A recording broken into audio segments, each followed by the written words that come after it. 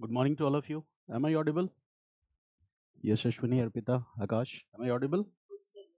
Okay. Good morning. Good morning.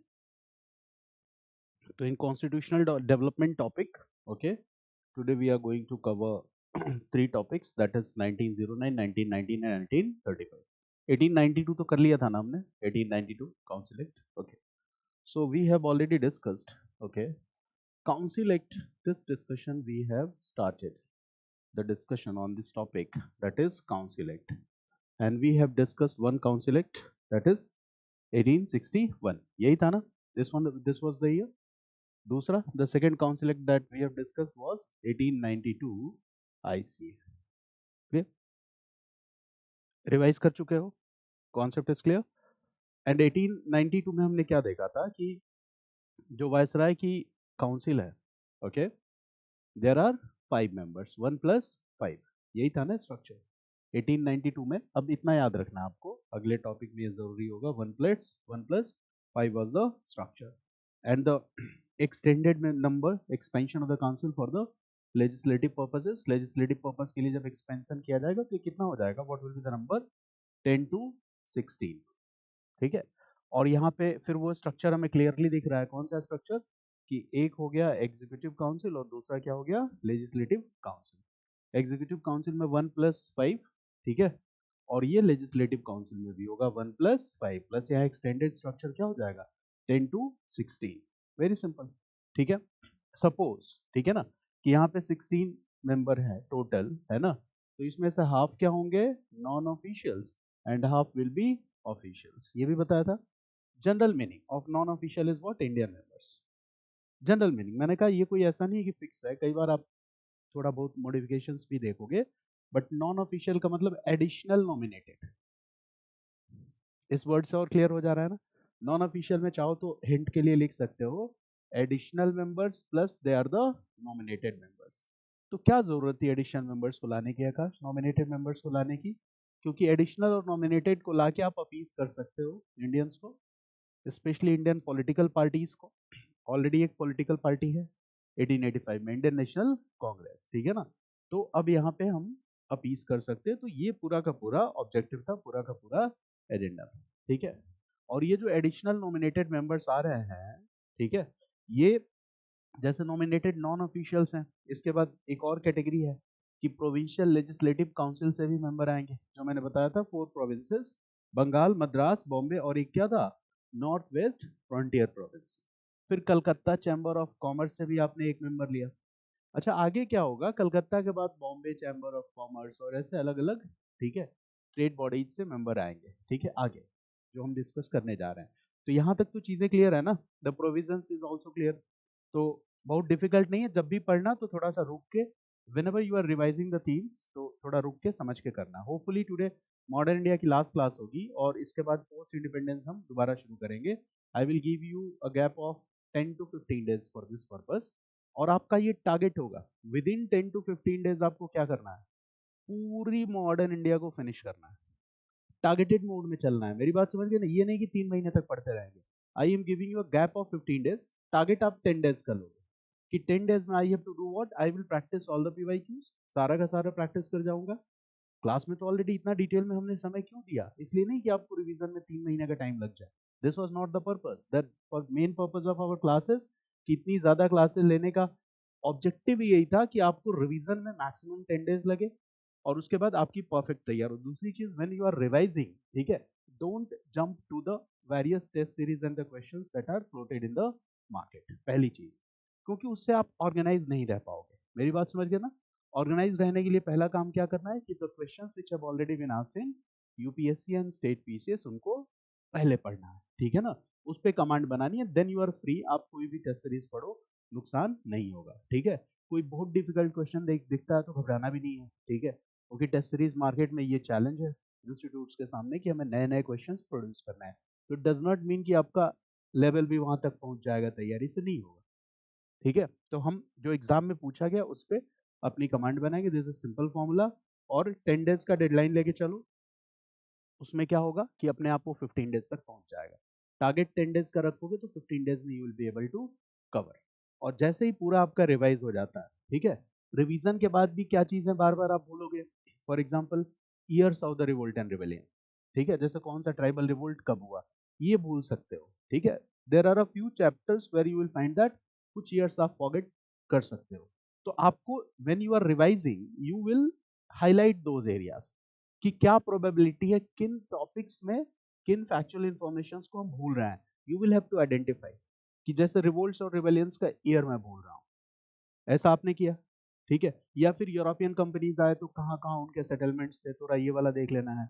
तो आप highlight कर लो उस चैप्टर को, और उसके बाद जो फ्रीक्वेंट रिवीजन करना है, फ्रीक्वेंट रिवीजन कौन से चैप्टर्स का करना है जो आप ज्यादा भूल रहे हो, और दिस विल डिफर, हर बच्चे के केस में अलग अलग होगा।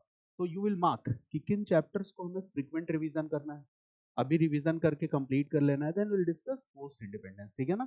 और वो नॉलेज इंफॉर्मेशन आपके एग्जाम में काम आ जाएगा, तो घबराने की जरूरत नहीं है, ठीक है ना।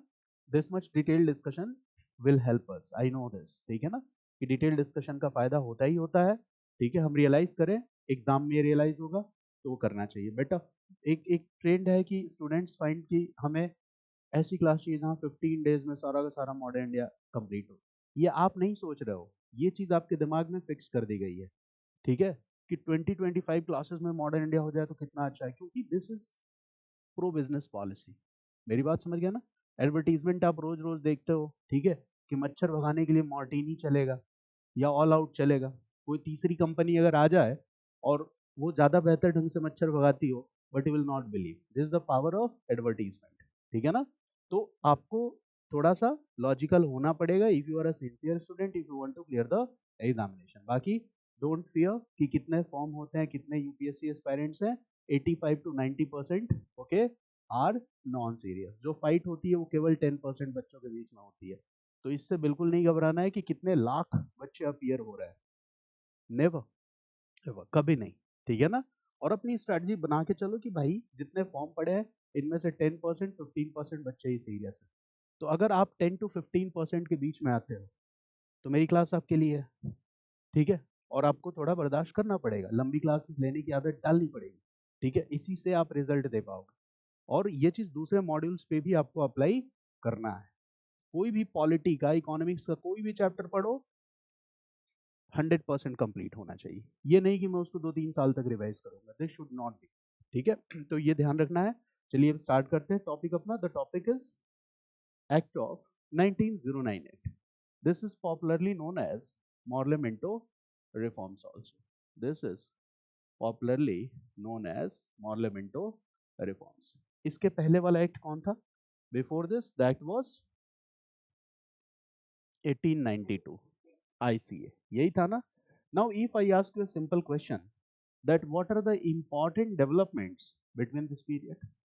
Important developments. Tell me one thing, that whatever the developments that will take place here, will they have any impact on 1909 Act? उनका 1909 के एक्ट पे कोई इम्पैक्ट होगा? ऑब्वियस, ठीक है।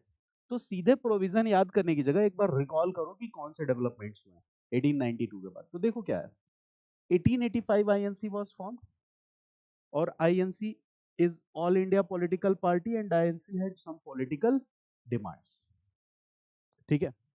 These political demands were incorporated in ICA 1892 or not? Yes or no? No, ठीक है। ICA 1892 ने क्या किया, insufficient तरीके से डिमांड्स को माना। It means the political demands of Indian National Congress was not incorporated, was not incorporated in ICA 1892, ठीक है। पॉलिटिकल डिमांड्स को इनकॉर्पोरेट नहीं किया गया, गॉट इट। काउंसिल स्ट्रक्चर का एक्सपेंशन तो हुआ, एडिशनल मेंबर्स भी लाए गए, but the number is not sufficient. Indians क्या चाहते हैं कि इंडिया में जो भी एडमिनिस्ट्रेशन से जुड़ा हुआ, लेजिस्लेशन से जुड़ा हुआ काम है, ज्यादा से ज्यादा इंडियंस कर पाए। बट जो स्ट्रक्चर था IC 1892 में 1+5 एंड देन 10 to 16, इसमें इंडियंस का इतना पार्टिसिपेशन नहीं था कि वो काम कर पाए। यानी इंपीरियल फ्रेमवर्क जो था वो अभी भी उसी तरह से मजबूत बना हुआ था। The imperial framework was still that much powerful, ठीक है, जिसमें इंडियंस को एकोमोडेट तो किया गया था बट वो केवल नॉमिनल था, जिससे कहीं ना कहीं इंडियंस को अपीज किया जा सके, इंडियन नेशनल कांग्रेस को अपीज किया जा सके। एकदम सिंपल सा कॉन्सेप्ट है. Now what we see that after this obviously there will be discontent. इसके बाद क्या होगा? डिसकंटेंट होगा among the members of Indian National Congress. This discontent will give the birth of extremism also. Extremist thought आएगा. Extremist thought कैसे आएगा? Now if your political demands are not incorporated, तो gradually आपके demands क्या होते चले जाएंगे? उनमें radicalness बढ़ती चली जाएगी. They will become more radical. और जब वो ज्यादा radical हो गया, वो किधर की तरफ जा रहा है? Extremism की तरफ जा रहा है. यानी आईएनसी के कुछ लीडर्स इस डेवलपमेंट से खुश नहीं है. और इसी बीच में क्या हो जाता है? करजन आके धमाका कर देता है 1899 टू 1905. करजन का पूरा एफर्ट क्या है? To suppress the growth of nationalism in India. मैंने बताया डिटेल में कि करजन ने बहुत सारे एडमिनिस्ट्रेटिव वर्क्स भी किए, बट उसका जो मेन फोकस और ओरिएंटेशन था वो इसी बात पे था कि we have to suppress the growth of nationalist feelings in India. कहीं ना कहीं उसको रोकना था. तो उसने क्या किया? कलकत्ता कॉरपोरेशन एक्ट, और जैसे आपको बताया था यूनिवर्सिटीज पे सेंट्रलाइजेशन कंट्रोल बढ़ाने की कोशिश की. एंड लास्टली उसका जो एक डिसीजन था, that is what decision of partition of Bengal. ठीक है. This was not welcomed by the people of Bengal. The people stand in opposition to this decision. लोग इसके डिसीजन के खिलाफ खड़े हो गए और यहाँ पे एक मूवमेंट हो गया, that is called anti partition of Bengal movement. ठीक है ना? anti-partition of Bengal movement. This movement was in opposition to this decision of partition of Bengal. This is also called Swadeshi movement. और ये कब तक है? 1905 से 0708 तक. अच्छा, स्वदेशी मूवमेंट में डोमिनेट कौन कर रहा है? एक्सट्रीमिस्ट कर रहा है. कर रहा है कि नहीं? एक्सट्रीमिस्ट कर रहे हैं. और क्या रिवॉल्यूशनरी एक्टिविटीज कहीं ना कहीं शुरू हो चुकी थी? एस्पोरेडिक रिवॉल्यूशनरी एक्टिविटीज. हाँ, देखो फर्स्ट फेज की शुरुआत तो हम मानते हैं 1907-08 से कि the first phase started. But इसके पहले भी याद करो चापेकर ब्रदर्स वाला कहानी. ठीक है. एस्पोरेडिक रिवॉल्यूशनरी एक्ट स्टार्टेड. और ये जो रिवॉल्यूशनरीज थे वो अपना गुरु किसको मानते थे? एक्सट्रीमिस्ट लीडर्स को. और इस फेज में क्या पॉपुलर हो रहा था? एक्सट्रीमिज्म. याद ही आपको एक्सट्रीमिस्ट क्या कह रहे थे कि स्वदेशी मूवमेंट का ऑफिशियल एक्सपेंशन बंगाल से बाहर होना चाहिए. ठीक है. जो बायकॉट है, बायकॉट का एक्सटेंसिव बायकॉट वाला प्रोग्राम ऑफिशियली वैलिडेट होना चाहिए. जबकि ऑफिशियली क्या वैलिडेट था? बायकॉट ऑफ फॉरेन क्लॉथ, केवल यही था.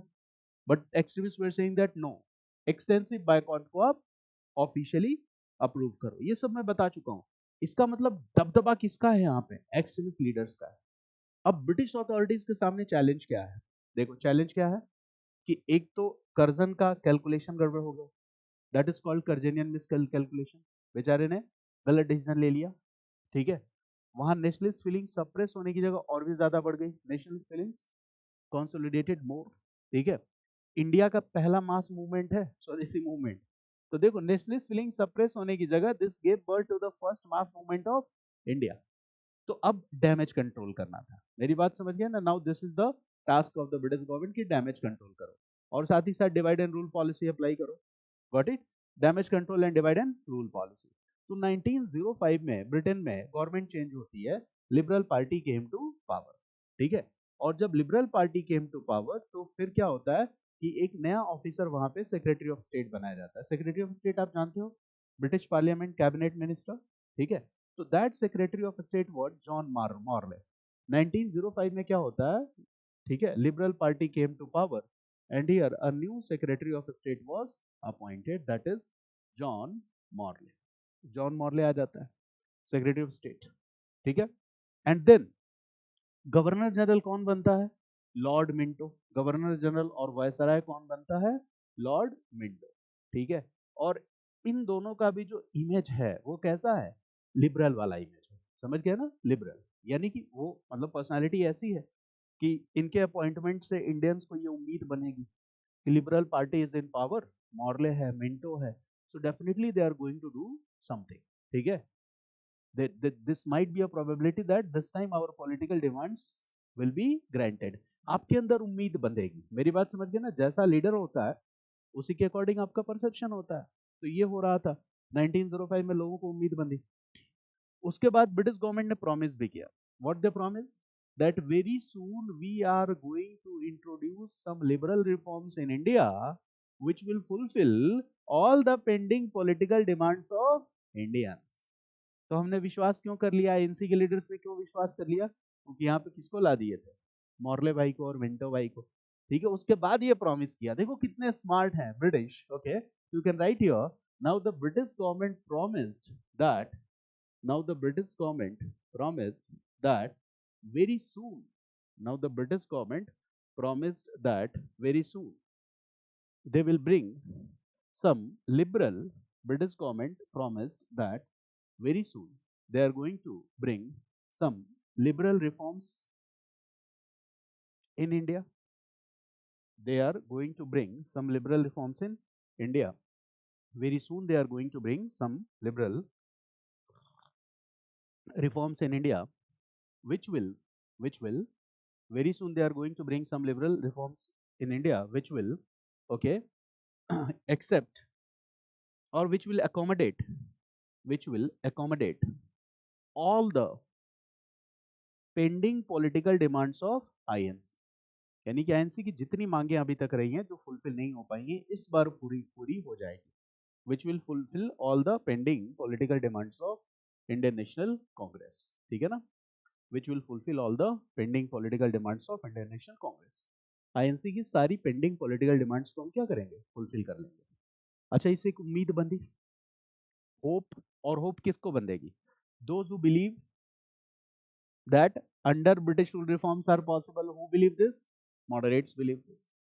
और इस बीच एक्सट्रीमिस्ट लगातार हंगामा कर रहे थे, बोले तो यार वो स्वदेशी मूवमेंट एक्सटेंशन बंगाल से बाहर होना चाहिए, ठीक है। वो और क्या कह रहे थे, एक्सटेंसिव बायकॉट को ऑफिशियली अडॉप्ट करो। मॉडरेट्स ने कहा देखो यार काम मत बिगाड़ो, अभी उधर liberal party came to power, Morley आया, मिंटो आया, सारा डिमांड हमारा फुलफिल होने वाला है, और तुम जिद किए पड़े हो कि एक्सटेंशन ऑफ स्वदेशी मूवमेंट बंगाल से बाहर करो। अब बताओ इससे डेडलॉक होगा कि नहीं? है डिवाइड एंड रूल, कितने तरीके से दोनों को भिड़ा दिया आपस में, ठीक है। मॉडरेट्स आर एक्सपेक्टिंग कि this is the right time, all our pending political demands are fulfilled, और एक्सट्रीमिस्ट कोशिश कर रहे हैं बात बिगड़ जाए। Extremist are just trying to disturb the situation, ठीक है। So what will happen? Split 1907 Surat split, you all know this, that 1907 what will happen? Surat split, 1907 Surat split. Now the British policy of divide and rule was successful, ठीक है। there was a split within the party Indian National Congress, and it is not only Indian National Congress, it is Indian National Movement as well, ठीक है। तो the divide and rule policy is successful, and now they will use a policy that is called policy of carrot and stick. ये आपको पता है, carrot for the moderates and stick for the extremists. Moderates के लिए carrot क्या है? इंतजार करो, reforms will come. Stick क्या है? Okay, forceful suppression of Swadeshi movement, forceful suppression of extremist leaders, arrest of extremist leaders. This is what? Policy of carrot. Okay, so policy of carrot, sorry, policy of stick. ये forceful suppression is the policy of stick. तो policy of carrot moderates के लिए है, okay, and stick किसके लिए है? Extremists के लिए. And then what we see that 1909 Morley-Minto reforms, okay, comes. These are the circumstances. These are the circumstances. Morley-Minto reforms. लेकिन गवर्नमेंट ने ये रियलाइज कर लिया था कि हमें एक न्यू डिपार्चर की तरफ जाना पड़ेगा. We will have to choose a new departure. अगर हमने काउंसिल एक्ट की तरह ही रिफॉर्म्स किए तो इस बार काम बिगड़ जाए, क्योंकि हमने अपीस किया है मॉडरेट्स को, तो we will have to go towards a new departure. उस मॉडल से थोड़ा अलग मॉडल हमें लेके आना पड़ेगा. व्हाई? क्योंकि आपने यहाँ प्रॉमिस किया है to bring liberal reforms to fulfil all your pending political demands. तो 1909 act shows a new departure, ठीक है. Act of 1909 shows a new departure. It shows a new departure. And what is this new departure? This we need to understand. वो new departure क्या है? इसमें यहाँ कोशिश की जाएगी कि मॉडरेट्स को अपीस करो, नेशनल मूवमेंट को वीक कर दो, एजुकेटेड इंडियंस को जोड़ लो अपने साथ, ओके. एंड इन दिस वे जो अभी consolidation of national feelings and sentiments हो रहा है वो धीरे धीरे क्या हो जाएगा? That will B decline. This is the new departure, ठीक है. पार्लियामेंट और रिफॉर्म्स. बट देखो रिफॉर्म चाहे there are limitations of the reforms that will be done in a colony. Colony और इंडिपेंडेंट नेशन में ही फर्क होता है. With in the imperial framework in a colony, if the parent country will initiate reforms, there will always be the limitation of some reforms. And what will be the limitations? Control कभी अपने हाथ से वो जाने नहीं देंगे. मेरी बात समझ गया ना? और आपको इतनी फ्रीडम नहीं देंगे, आपको इतना एम्पावर नहीं करेंगे पॉलिटिकली कि कल को आप कहो कि हमें इस इंपीरियल फ्रेमवर्क से ही बाहर चले जाना है. Do you understand what I mean to say? There are always some limitations.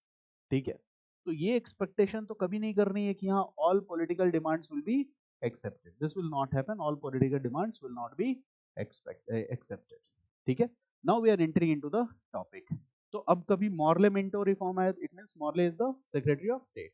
ऐसे ही मॉन्टेग्यू चेम्सफोर्ड रिफॉर्म आएगा तो who is Montagu? Montagu was the secretary of state at that time और चेम्सफोर्ड वाज द वायसराय. तो जब ये names आते हैं तो याद रखना पहले वाला कौन है? सेक्रेटरी ऑफ स्टेट, और बाद वाला कौन है? वायसराय और गवर्नर जनरल. ठीक है ना? तो this is a very easy concept. अब एक्ट ऑफ 1919 में क्या होता है that we need to understand. तो देखो पहले वाला स्ट्रक्चर हमें याद है. ठीक है, यहां मैं फिर से कंपेयर करके लिखूंगा ताकि ICA 1892 and here I am writing Act of 1909. Write like this so that जब भी आप रिवाइज करोगे तो वो पुराना वाला सामने आएगा तो फिर कंफ्यूजन नहीं होगा. 1892 और 1892. In 1892, what was the structure? We all know Executive Council and here I am writing Legislative Council. अब आप शॉर्ट में समझ पा रहे हो. Executive Council में what was the structure? 1+5. Now you can easily relate. Legislative Council में what was the structure? 1+5 and then expansion and then expansion. ठीक है ना? और एक्सपेंशन में what was the structure? Minimum 10 and maximum 16. यही था ना? This was the expanded council. Minimum 10, इससे कम नहीं होगा. ठीक है, और maximum maximum 16. This is the structure. Very simple. ठीक है, इसमें कोई परेशान होने की जरूरत नहीं. आई think you get my point. ठीक है, 10 16. अब आ जाते हैं हम 1919 1909 1909. देखो एक्ट ऑफ 1909. ठीक है ना? तो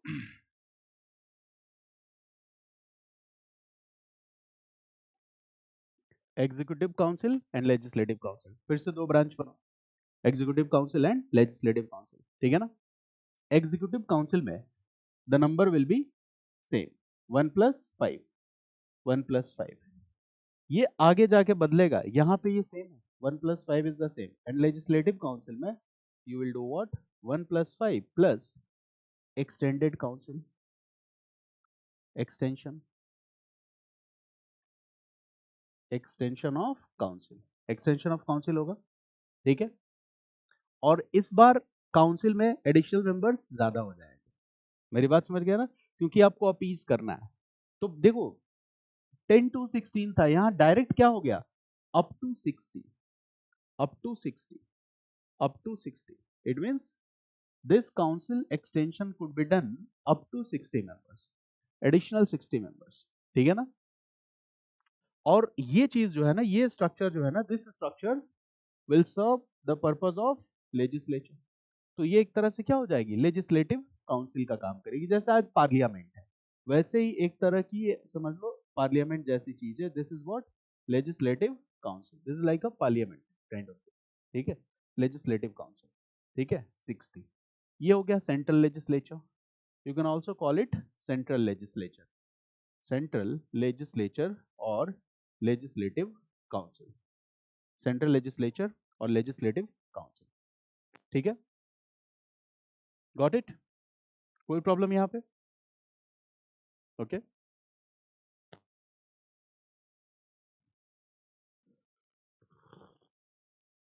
60 तक रेज कर दिया.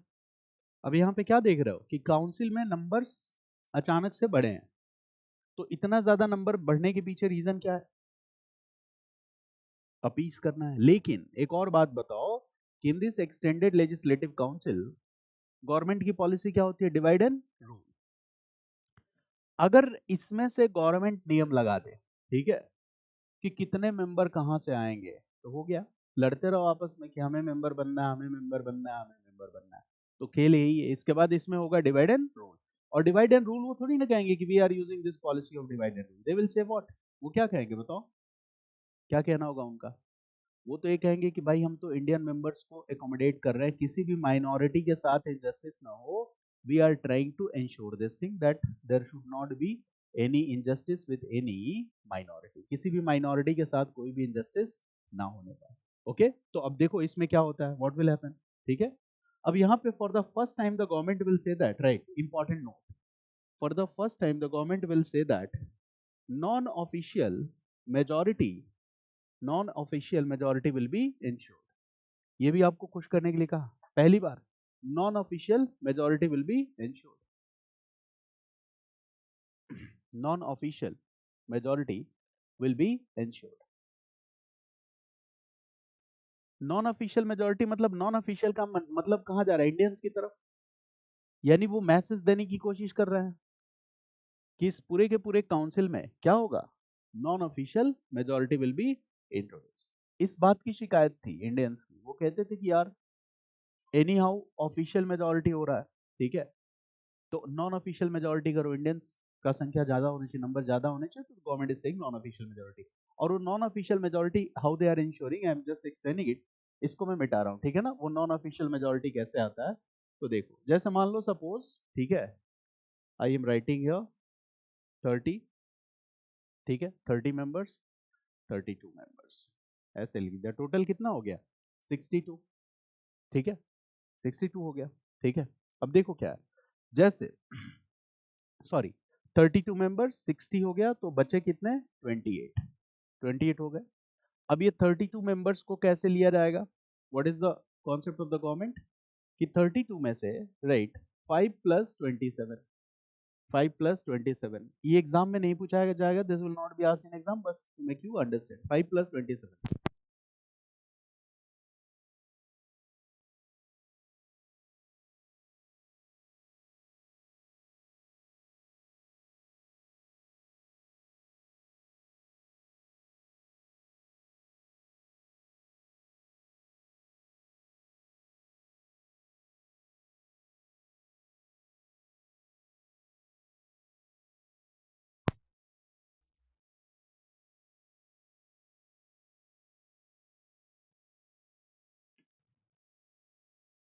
गॉट इट, 5 प्लस 27, यहां भी 5 will be nominated by governor general, 5 will be nominated by governor general, यानी कि नॉन ऑफिशियल मेंबर्स में से भी 5 will be nominated by governor general।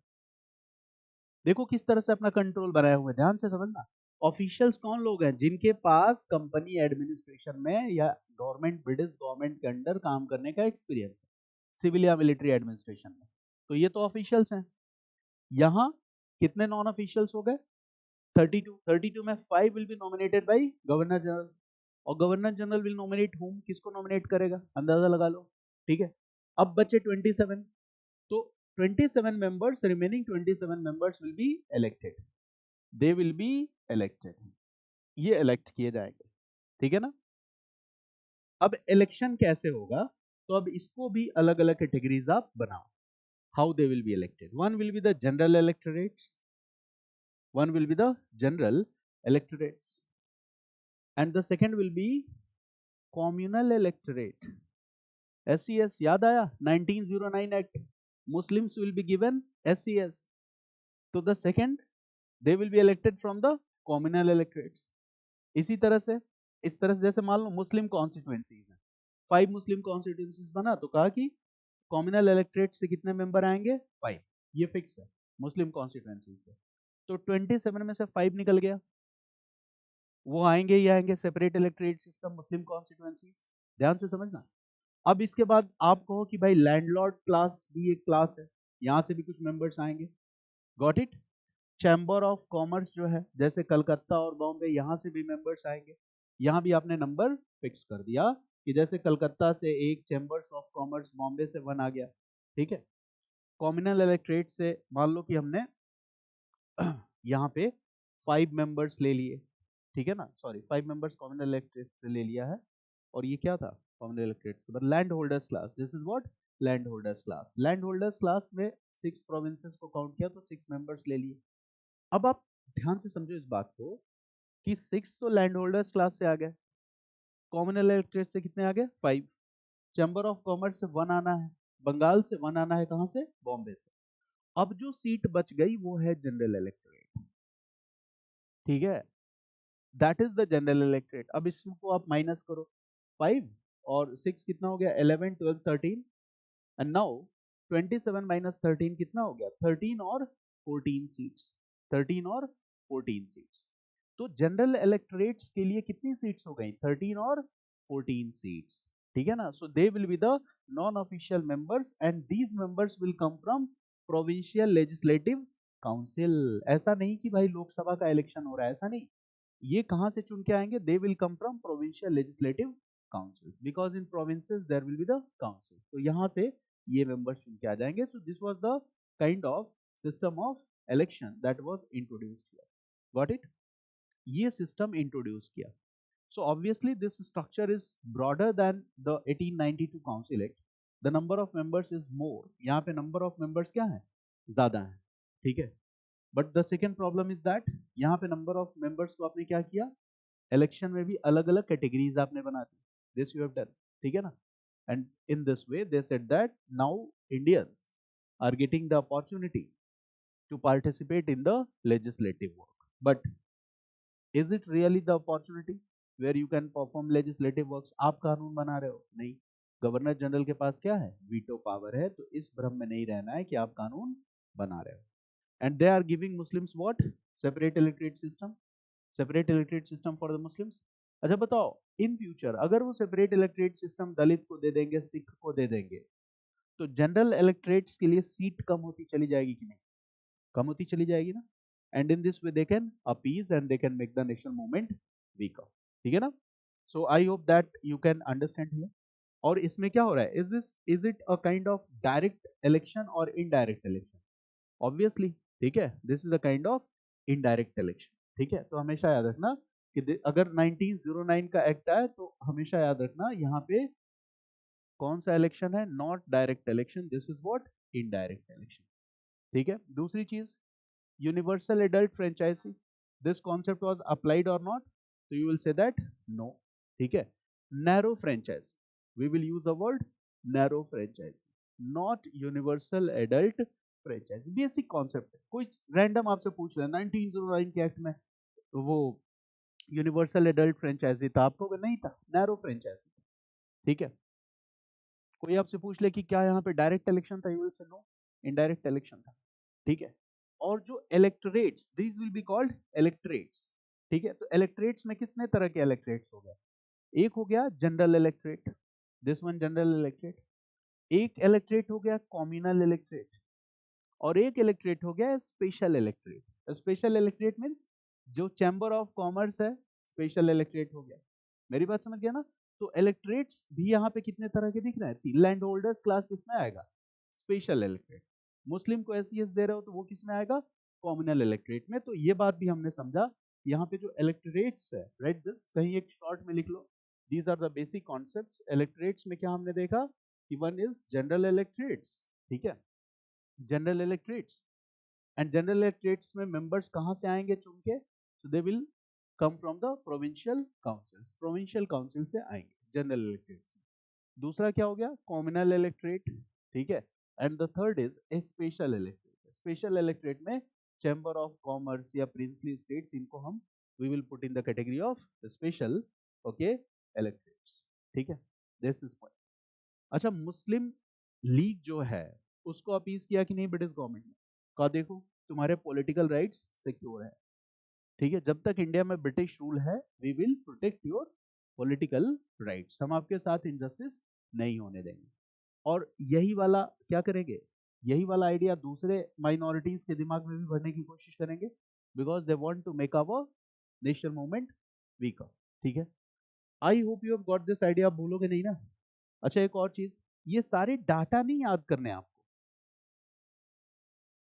मेरी बात समझ रहे हो, what I mean to say, UPSC focuses on understanding, but facts do tell us a story and we miss that story.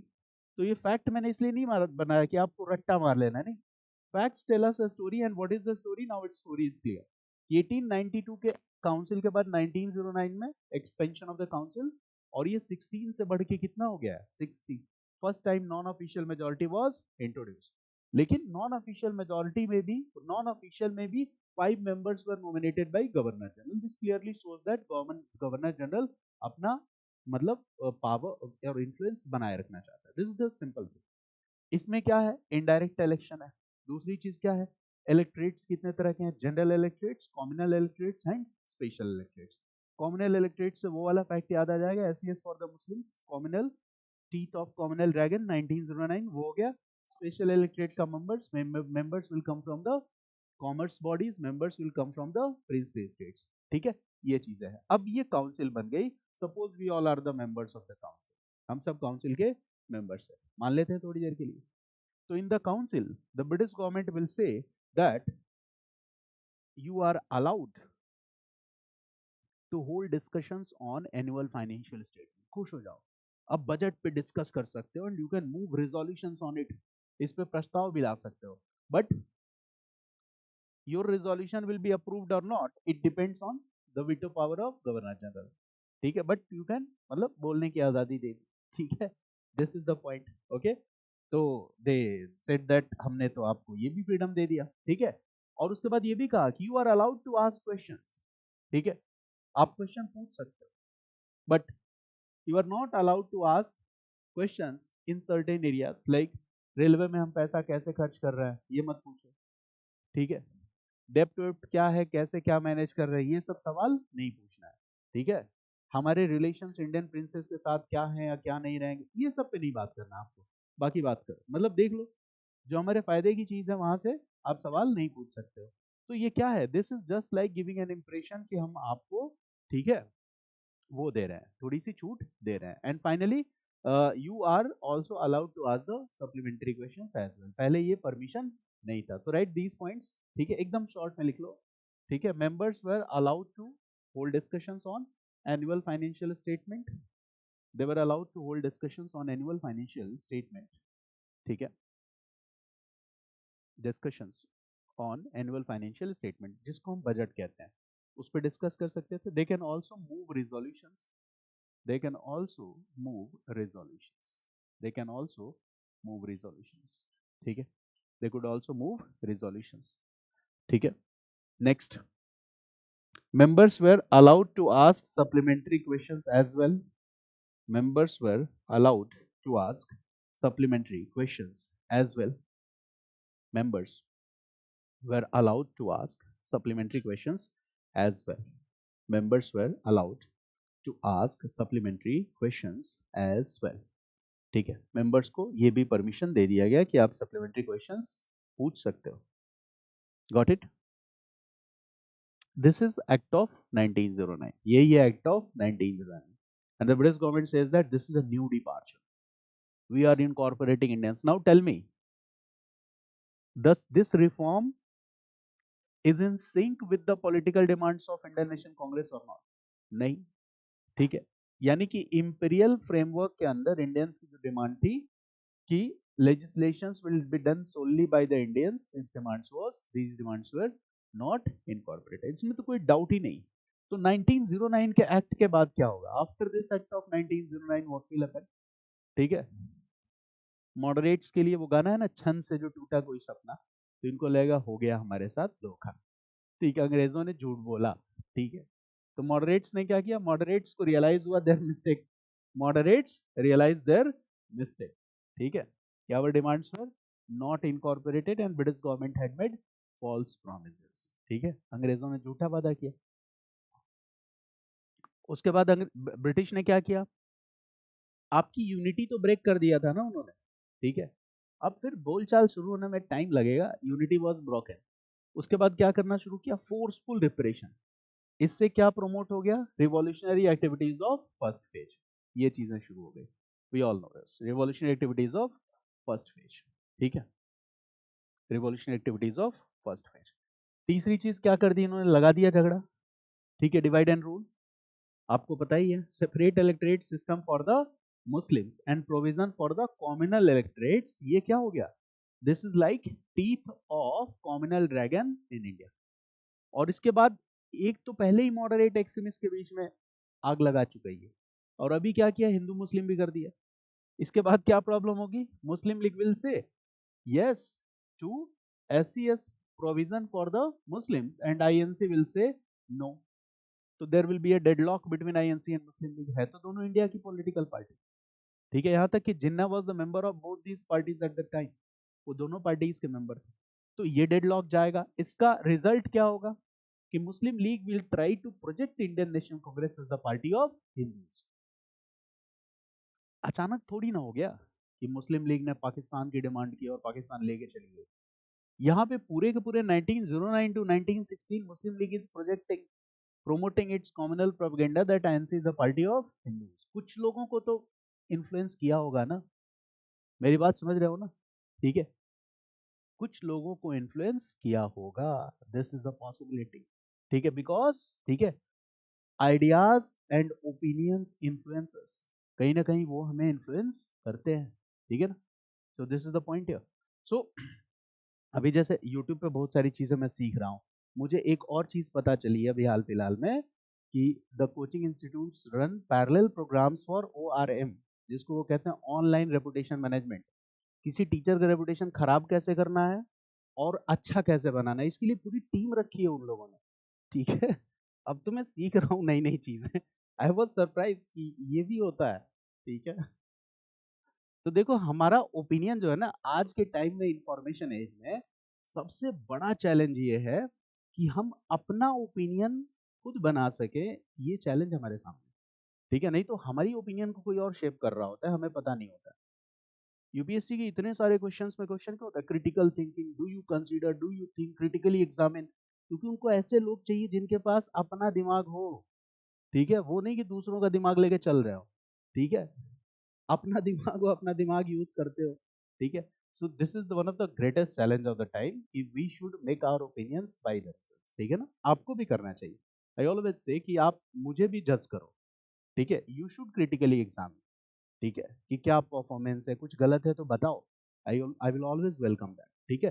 But as a student you never be orthodox believers and supporters of any teacher, orthodox believers and supporters of any leader, ये होना ही नहीं है, ठीक है। You need to ask question, you need to develop a habit of having doubt, ठीक है। बस doubt मतलब हर जगह नहीं करना है, नहीं तो दिक्कतें भी आएंगी, ठीक है।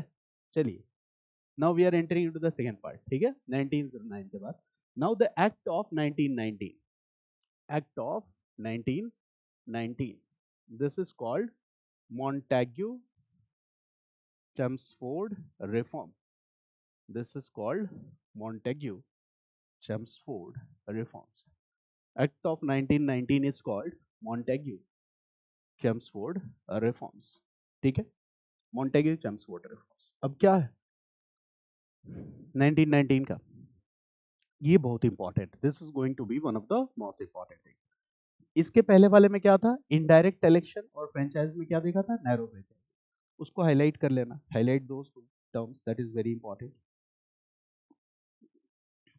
अब यहाँ पे गवर्नमेंट के सामने और भी बड़ा चैलेंज है, ब्रिटिश गवर्नमेंट के सामने, और वो चैलेंज क्या है, देखो what are the challenges before the government। Challenge number 1, 1909 act failed to appease INC, failed to appease Indian National Congress। यानी कि INC leaders are still dissatisfied, अभी भी वो खुश नहीं है, they are still dissatisfied, INC leaders are still dissatisfied, ठीक है। और इसके साथ ही साथ क्या होता चला जा रहा है, what is the second important point, Indian national movement, or you can say that growth and consolidation of nationalist feelings and sentiments, nationalist feelings and sentiments, ये लगातार क्या हो रहा है, बढ़ रहा है। Growth and consolidation of nationalist feelings and sentiments, ये भी हो रहा है। और सबसे बड़ी बात, अपने गांधी बाबा भी चले आए हैं, कहाँ से, साउथ अफ्रीका से इंडिया। बताइए आपको 1915 1917 चंपारण अहमदाबाद धमाका मचाया वो, गुजरात गुजरात, ठीक है। गांधी बाबा भी आ चुके हैं, ये अलग चैलेंज है अंग्रेजों के लिए, क्योंकि उनको पता है गांधी बाबा का तरीका, कैमरामैन साथ लेके चलते हैं और अकेले नहीं चलते हैं, ठीक है।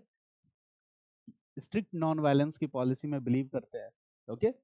और इसके बाद क्या हो रहा है, ठीक है, और क्या चैलेंज है ब्रिटिश गवर्नमेंट के सामने था? Next challenge is 1916 Lucknow pact, sorry यहाँ 1919, कई बार ऐसा हो जाता है, बोलता कुछ हूँ लिख कुछ और देता हूँ, ठीक है। 1916 लखनऊ पैक्ट, आप लोग बता दिया करो, क्योंकि बाद में रिकॉर्डिंग्स जाती है ना, तो किसी को लगेगा कि मुझे ही नहीं आता है, ठीक है। लोग पार्ट क्लिप बना लेते हैं ना, तो अगर कुछ गलत बाई द वे हो जाए, क्योंकि बोलते समय हो जाता है, तो आप रिमाइंड करा देना, ठीक है। 1916 मतलब ऐसा बहुत रेयर होता है, बट कहीं एक दो जगह मुझे दिख जाता है कि कुछ बोल रहा हूँ, यहाँ मैंने लिख दिया, तो फिर ओआरएम वाली टीम है ना, तो आगे अपना काम करेगी, ठीक है। चलो, 1916 Lucknow pact. Lucknow pact is a pact between two groups, एक क्या है, मॉडरेट्स एंड एक्सट्रीमिस्ट, दोनों साथ साथ आ गए। और दूसरा पैक्ट क्या है, दूसरा क्या है, Indian National Congress and Muslim League, दोनों का एक ज्वाइंट सेशन है, where Indian National Congress gets ready कि we are doing what, we will give temporary acceptance to the SES. यानी इंडियन नेशनल कांग्रेस ने कोशिश की मुस्लिम लीग को भी अपने साथ ले लेने, और वो मुस्लिम लीग को साथ लेने की कोशिश क्यों कर रहा है, ताकि इंडियन नेशनल मूवमेंट को और पावरफुल बनाया जा सके, ठीक है। This is also one thing. Plus there is one more challenge before the government, और वो क्या है कि due to this first world war 1914 to 1918, ठीक है, there are post war economic miseries. Due to this first world war there are post war economic miseries, ये भी है, ठीक है, पोस्ट वॉर इकोनॉमिक मिजरीज। और इंडियंस भाई इन्फ्लेशन है और कुछ भी है, तो इसके लिए they are finding, they are considering who is responsible, British government is responsible. तो इस वजह से एक जो कॉमन इंडियंस है उनका भी गुस्सा किसके प्रति है, ब्रिटिश गवर्नमेंट के प्रति। They think that the British government is responsible for our miseries, ठीक है ना, ये चीजें हैं। Now in this situation what will happen, British government has the challenge. Now after 10 years they will have to bring the next set of legislative reforms. So this time they will promise Indian National Congress that this time we are going to accept all your pending political demands. तो कहेंगे इस बार आपकी सारी pending political demands को accept कर ली जाएगी। तो again दूसरा वादा झूठा वादा, that all your pending political demands will be accepted। 1998। Now we'll enter into the provisions। that provisions क्या थे, we are going to enter into the provisions of 1909 act, provisions of 1909 act, ठीक है ना, 1909 act।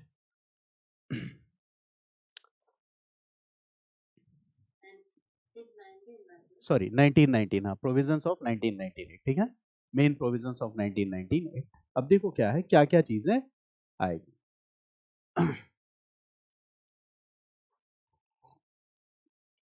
अभी तक 1861 के बाद जो सेंट्रल लेजिस्लेचर था, जिसको हम इंपीरियल लेजिस्लेटिव काउंसिल कह रहे थे, देखो ध्यान से समझना, ICA 1861 we have already discussed. Imperial legislative council was unicameral और bicameral, tell me, it was unicameral, simple. 1892 में भी क्या था, इट वाज यूनिकैमरल, था ना। 1909 इट वाज यूनिकैमरल, ये क्या था, यूनिकैमरल था। जिसको हम इंपीरियल लेजिस्लेटिव काउंसिल कह रहे हैं, इंपीरियल लेजिस्लेटिव काउंसिल और सेंट्रल लेजिस्लेचर, और you can say that central legislative body, it was unicameral. 1909 तक वो क्या है, unicameral, it is unicameral. But what will happen here, देखो सबसे important change, by the act of 1919 what we see that this imperial legislative council or central legislature, this will become bicameral। पहला important point और highlight कर लो, very very important, this imperial legislative council will become bicameral, bicameral, ठीक है ना, bicameral। bicameral means what, system of two houses, जैसे आज parliament में Lok Sabha and Rajya Sabha, this is what, system of two houses. तो bi means two, it means what, system of two houses. For the first time it is introduced. System of two houses. अब यहाँ system of two houses में first will be the lower house and the second will be upper house. First will be the lower house and the second will be upper house. First will be called Indian Legislative Assembly. अब lower house को क्या कहा जाएगा? This will be called Indian Legislative Assembly. Indian Legislative Assembly. And upper house will be called Council of State. Upper house will be called Council of State. Upper house will be called Council of State. ठीक है? In this lower house there will be 145 members. Lower house में कितने members होंगे? Total members will be 145. ठीक है? Total members will be 145. The upper house total members will be 60. ठीक है ना? Upper house में total members will be 60. Upper house में total members 60. ठीक है? Lower house जो है इसका duration होगा, the duration will be 3 years. The duration will be 3 years. And in upper house the duration will be 5 years. Duration of upper house will be 5 years. ठीक है ना? So duration is 5 years. Here we see what duration is 3 year. Here we see duration is 5 year. ध्यान से समझना इस बात को. पहले जो सेंट्रल लेजिस्लेटिव असेंबली थी 1909 के एक्ट में, उसमें मैक्सिमम नंबर्स क्या था? 60 तक आप ले जा सकते हैं. और यहाँ पे कितना हो गया? अगर हम दोनों को जोड़ दें तो 145 प्लस 60 यानी ज्यादा हो गया. प्लस यहाँ पे एक स्ट्रक्चर है. अब ब्रिटिश गवर्नमेंट क्या है कि देखो पार्लियामेंट जैसा स्ट्रक्चर इंडिया में भी हम डेवलप कर रहा है. लोअर हाउस, अपर हाउस, और क्या चाहिए आपको? ज्यादा आजादी मत करो. देखो लोअर हाउस, अपर हाउस, कितना बढ़िया स्ट्रक्चर डिजाइन कर दिया. तो first time they will introduce this bicameral legislature. ठीक है. अच्छा, जो ये हाउस है लोअर हाउस, ठीक है, यहाँ पे इलेक्ट्रेट्स कैसी होंगी? कहाँ से लोग चुन के आएंगे? तो ये आपको पता है, इलेक्ट्रेट्स विल बी वही general electorate, special electorate and communal electorate. ठीक है. तो लोअर हाउस में electorates will be, right this here electorates, यहाँ पे इलेक्ट्रेट्स क्या होंगी? Electorates will be general electorates, special electorates and communal electorates. ये इलेक्ट्रेट्स होंगी. General electorate, special electorate and communal electorate. ठीक है. These are the electorates, general, special and communal. ठीक है, इलेक्ट्रेट्स. उसके बाद शिकायत थी लोगों की कि ये कौन सा इलेक्शन है? Indirect election. गवर्नमेंट ने कहा डायरेक्ट इलेक्शन. यहाँ पर अब क्या होगा? Direct election. तो right this, the system of direct election was introduced for the first time. System of direct election was introduced for the first time. Very very important. ये सारे पॉइंट्स को highlight करो. अभी अंदर हम जाएंगे डाटा में, बट पहले कॉन्सेप्ट को समझते हैं. System of direct election was introduced for the first time. पहली बार आ गया system of direct election. Got it? System of direct election was introduced for the first time. Now what we see here, upper house, council of state. ठीक है ना? अब देखो इस system में क्या है, upper house, council of state में क्या है. ठीक है. तो we see that in this system of upper house, ठीक है, अपर हाउस में कौन लोग चुन के आएंगे? ठीक है. तो right this hereditary aristocracy and mercantile aristocracy. Business class, ठीक है, हेरिडिटरी एरिस्टोक्रेसी, मर्केंटाइल एरिस्टोक्रेसी. यहाँ पे कौन आ जाएंगे? राइट दिस हेरिडिटरी एरिस्टोक्रेसी, जमींदार वगैरह लोग, hereditary aristocracy, mercantile aristocracy. Hereditary aristocracy, mercantile aristocracy. They will come here, hereditary and mercantile aristocracy. Got it? ठीक है.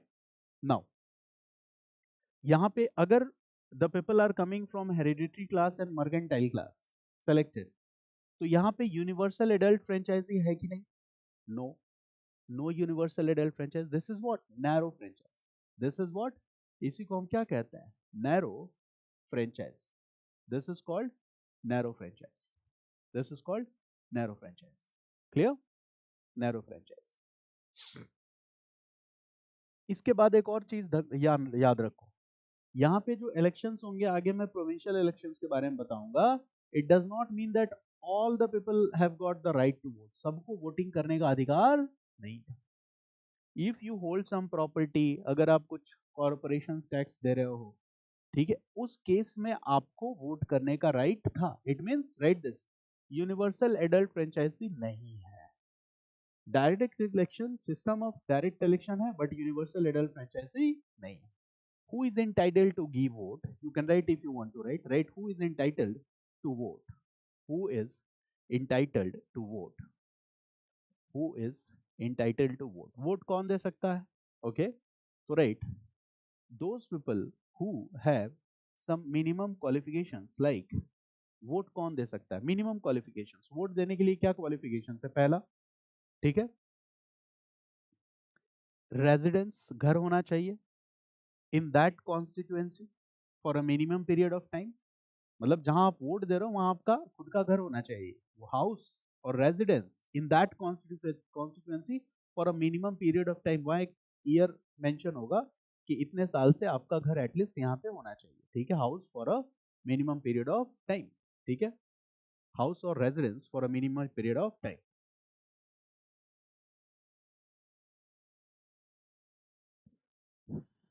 Got it? हाउस और residence for a minimum period of time. Second, payment of, दूसरी criteria, payment of minimum municipal tax और income tax. अगर आप ये पे कर रहे हो, payment of minimum municipal tax और income tax, payment of minimum municipal tax और इनकम टैक्स, ठीक है। Right, next point, government service और गवर्नमेंट पेंशन, मिलिट्री पेंशन, ये हो अगर आपके पास government, okay, government service, government government pension और मिलिट्री पेंशन, ठीक है, ये सारे क्राइटेरिया है, ठीक है, all these are the criteria. अब आप बताओ क्या इसको यूनिवर्सल एडल्ट फ्रेंचाइजी कहोगे क्या आप? यस और नो? Tell me. नो। अच्छा, वुमेन का लिख लो, women, women were allowed to vote in British India in 1921। 1921 women were allowed to vote in British India in 1921, 1921 in Bombay and Madras province। 1921 में पहली बार वोट किया, कहां पे? बॉम्बे और मद्रास प्रोविंस में। And that was confined only to some elite class and special cases, ठीक है, that was confined only to some elite class or some special cases, that was confined only to some elite class or to some special cases, that was confined only to some elite class or special cases, special cases, got it? अच्छा, ये आपको बताई hereditary aristocracy, जमींदार लोग vote vote देंगे, mercantile aristocracy, Ratan Tata जैसे लोग vote देंगे, ठीक है, मतलब उनकी फैमिली से जुड़े हुए, मर्केंटाइल एरिस्टोक्रेसी। अब आप ये बताओ कि 1919 act introduces what? System of direct election with universal adult franchise, yes और नो? नो। तो when you are reading statements you will have to be very alert. अब देखो, ये चीजें हमें रटने पड़ती हैं और हम भूल जाते हैं कि 1909 में क्या था, 19 में क्या था, अब भूलोगे क्या? याद रहेगा ना, नैरो फ्रेंचाइजी और system of direct election was introduced. तो I think you have got this point, ये बात तो आपको समझ में आई। दूसरा, separate electorate system will be continued और नॉट? हाँ, पहले ही बताया था, इलेक्टोरेट्स में मैंने थ्री कैटेगरीज बताई थी ना, general electorates, the second is separate electorate and the third is communal electorate. पहले से कॉम्युनल इलेक्टोरेट किसको दे रखा था? मुस्लिम्स को। अब और कॉम्युनल इलेक्टोरेट किसको दे दिया? सिख को, है ना? तो general electorate, communal electorate and special electorate, ठीक है, अब सिख को भी दे दिया। मुस्लिम्स के लिए जो कॉम्युनल इलेक्टोरेट था उसको आपने क्या कर दिया? कंटिन्यू कर दिया। Got it? तो कुछ बेसिक चीजें आपको पता चली, ठीक है। अब हम आते हैं दोबारा अपने टॉपिक पे। Now we are entering into the main frame, ठीक है। प्लीज।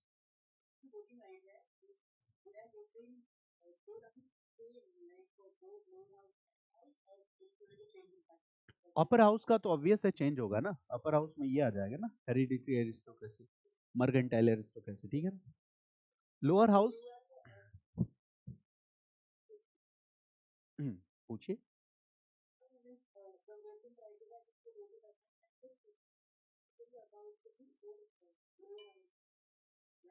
लोअर हाउस, और उसमें भी क्या है कि अभी प्रोविंशियल काउंसिल से उसको जोड़ के देखना है, ठीक है ना। तो जब जैसे आपको प्रोविंशियल काउंसिल बताऊंगा तो this concept will become clear. इतना समझ में आया? और इसमें हमने क्या किया, what is important, informations. Which informations? Basic informations कि system of direct election was introduced for the first time, electorates में communal electorate है कि नहीं, franchisee कैसी है, bicameral legislature पहली बार कब आया, these are the important information। अब आप इसको समझ पा रहे हो। Now I am going to draw a main structure again, जिससे आप बेहतर relate कर पाओगे। जैसे हमने पहले जो स्ट्रक्चर ड्रॉ किया था वो वही था ना, one is executive council and the second is legislative council. So now this legislative council or imperial legislative assembly has become bicameral। अब ये क्या हो चुका है, bicameral। ठीक है, यही तो बताया आपको। Now this is bicameral system of lower house and system of upper house। lower house imperial legislative assembly, upper house, ठीक है, ये चीज है। समझ गए आप? अभी तो यही पढ़ा ना कि अब ये क्या हो गया, bicameral। ठीक है, पहली बार ये हो रहा है कि imperial legislative assembly is bicameral। But what are the changes in executive council? Act of 1909 से एग्जीक्यूटिव काउंसिल का स्ट्रक्चर क्या था, टेल मी। एक्ट ऑफ 1909 से 5 याद है ना? तो देखो 1+5 के बाद यहाँ पे स्ट्रक्चर चेंज होगा 1919 में, एंड दैट विल बिकम 1+5+3। यानी कि this is the new structure, 1+5+3, it means 1+8। This is the new structure. और देखो इंडियंस को अपीज करने का सुपर शॉट, और वो क्या है, now the British government is saying that in executive council these additional 3 members will be Indian members। ये कौन लोग होंगे, इंडियन मेंबर्स। खुश हो जाओ। लेकिन इनको नॉमिनेट कौन करेगा, राजा बाबू। राजा बाबू तो देखो ये अलग ही रहता है, 1 1, ठीक है, ये लेके आएगा। तो देखो कैसे इंडियंस को अपीज किया, कहा इन, अब देख लो बेटा एग्जीक्यूटिव काउंसिल अपना, देयर आर 3 इंडियन मेंबर्स, और क्या चाहिए। मेरी बात समझ गया, there are 3 Indian members in the executive council. आप कह रहे थे कि ब्रिटेन जैसा रिफॉर्म इंडिया में नहीं, अन ब्रिटिश रूल है। देखो अब ब्रिटिश रूल है। अब आपके यहाँ बाई कैमरल लेजिस्लेचर है, you have the system of lower house, you have the system of upper house, ये दोनों आपके यहाँ है। आपके यहाँ हमने क्या इंट्रोड्यूस कर दिया, ओके, डायरेक्ट इलेक्शन हमने इंट्रोड्यूस कर दिया। We have introduce what, direct election, ये हमने इंट्रोड्यूस कर दिया। Separate electorate system has been retained, ठीक है, apart from Muslims now Sikh are also given separate electorate system। This shows that we will never compromise in the case of what, protection of minority rights। minority rights के साथ हम कभी compromise नहीं होने देंगे। So this is our commitment for the minorities in India। minorities के लिए हमारा commitment है, this is the point, got it, commitment for the minorities in India, ठीक है, this is the point here। this will be for 3 year and this will be for 5 year, duration भी बता दी, ठीक है। अब एक और इंटरेस्टिंग बात बताऊं, हालांकि ये प्रीलिम्स में नहीं आएगा, ठीक है। जैसे टोटल इसमें लोअर हाउस में टोटल मेंबर्स कितने थे, 145, 145 थे ना। देखो इंटरेस्टिंग पॉइंट, ये एग्जाम में नहीं पूछा जाएगा, this fact will not be asked in exam. 42 और रिमेनिंग कितना हो गया, 3 और 01, ठीक है। दिस इज द स्ट्रक्चर ना, 42 and 103।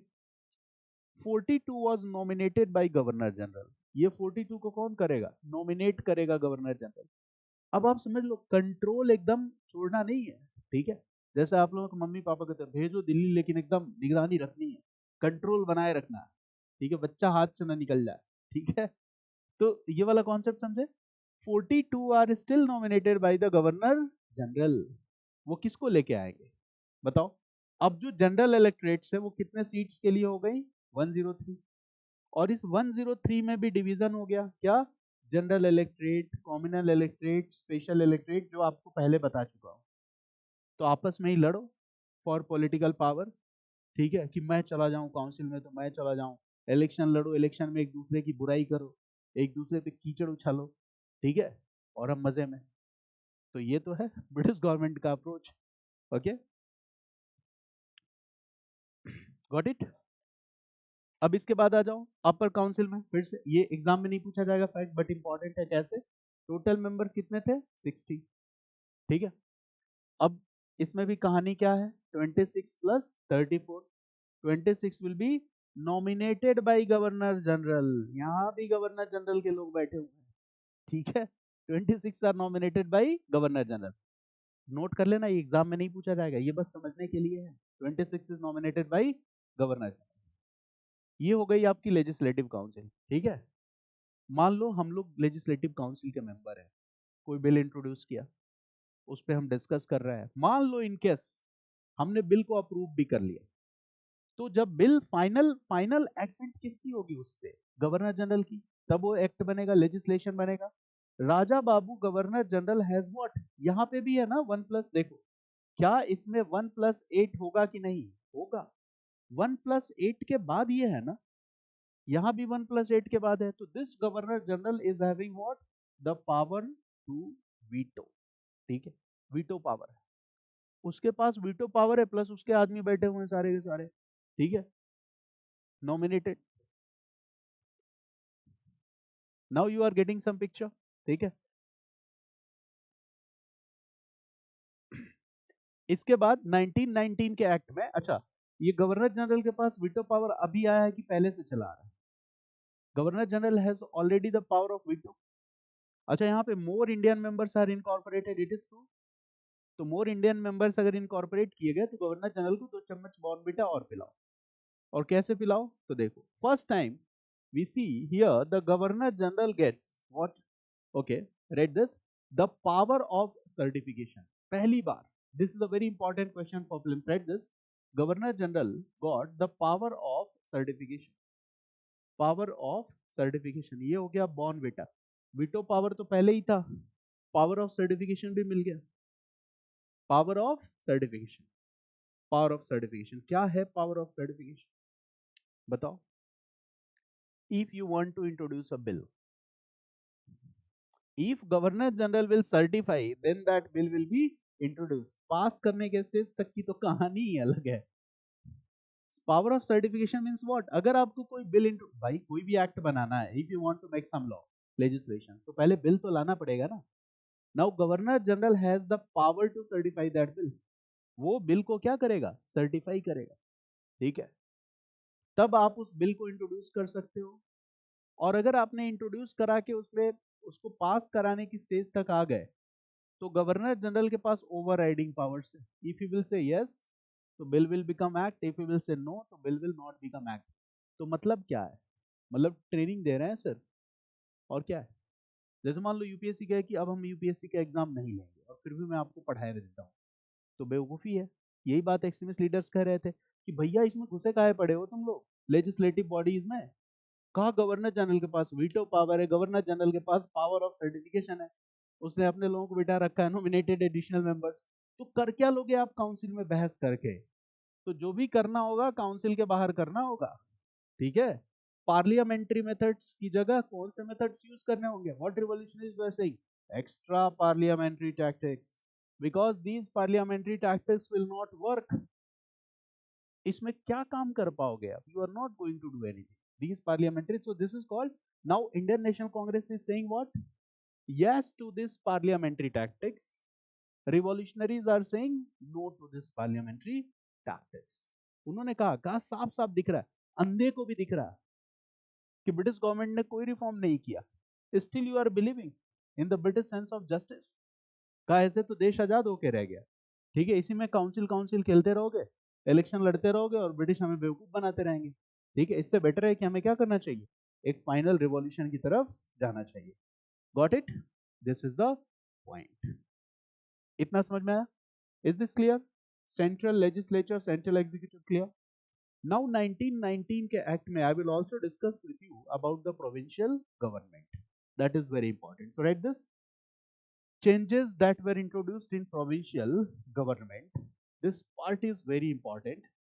Changes that were introduced in provincial government by Act of 1919, changes that were introduced in provincial government by Act of 1919, ठीक है ना. Which changes were introduced in the provincial government, this we need to understand, ठीक है ना. Changes that were introduced by the Act of 19. तो देखो, सबसे पहले जो यहाँ पे 1919 में जो प्रोविंशियल गवर्नमेंट में चेंजेस है, इसको समझने के पहले आप ये समझो कि 1919 के एक्ट ने एक और चीज क्लियर कर दिया, और वो क्या है, जैसे सेंट्रल लिस्ट, प्रोविंशियल लिस्ट, ठीक है, एंड रेसिडेंरी पावर्स, इसको भी क्लियर कर दिया फॉर द फर्स्ट टाइम, ठीक है ना.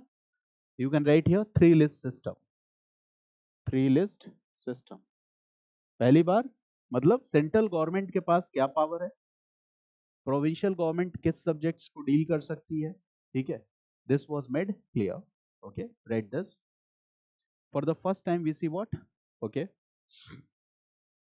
इसी को हम कहते हैं, देखो, there are two aspects here. One is called, right, legislative devolution.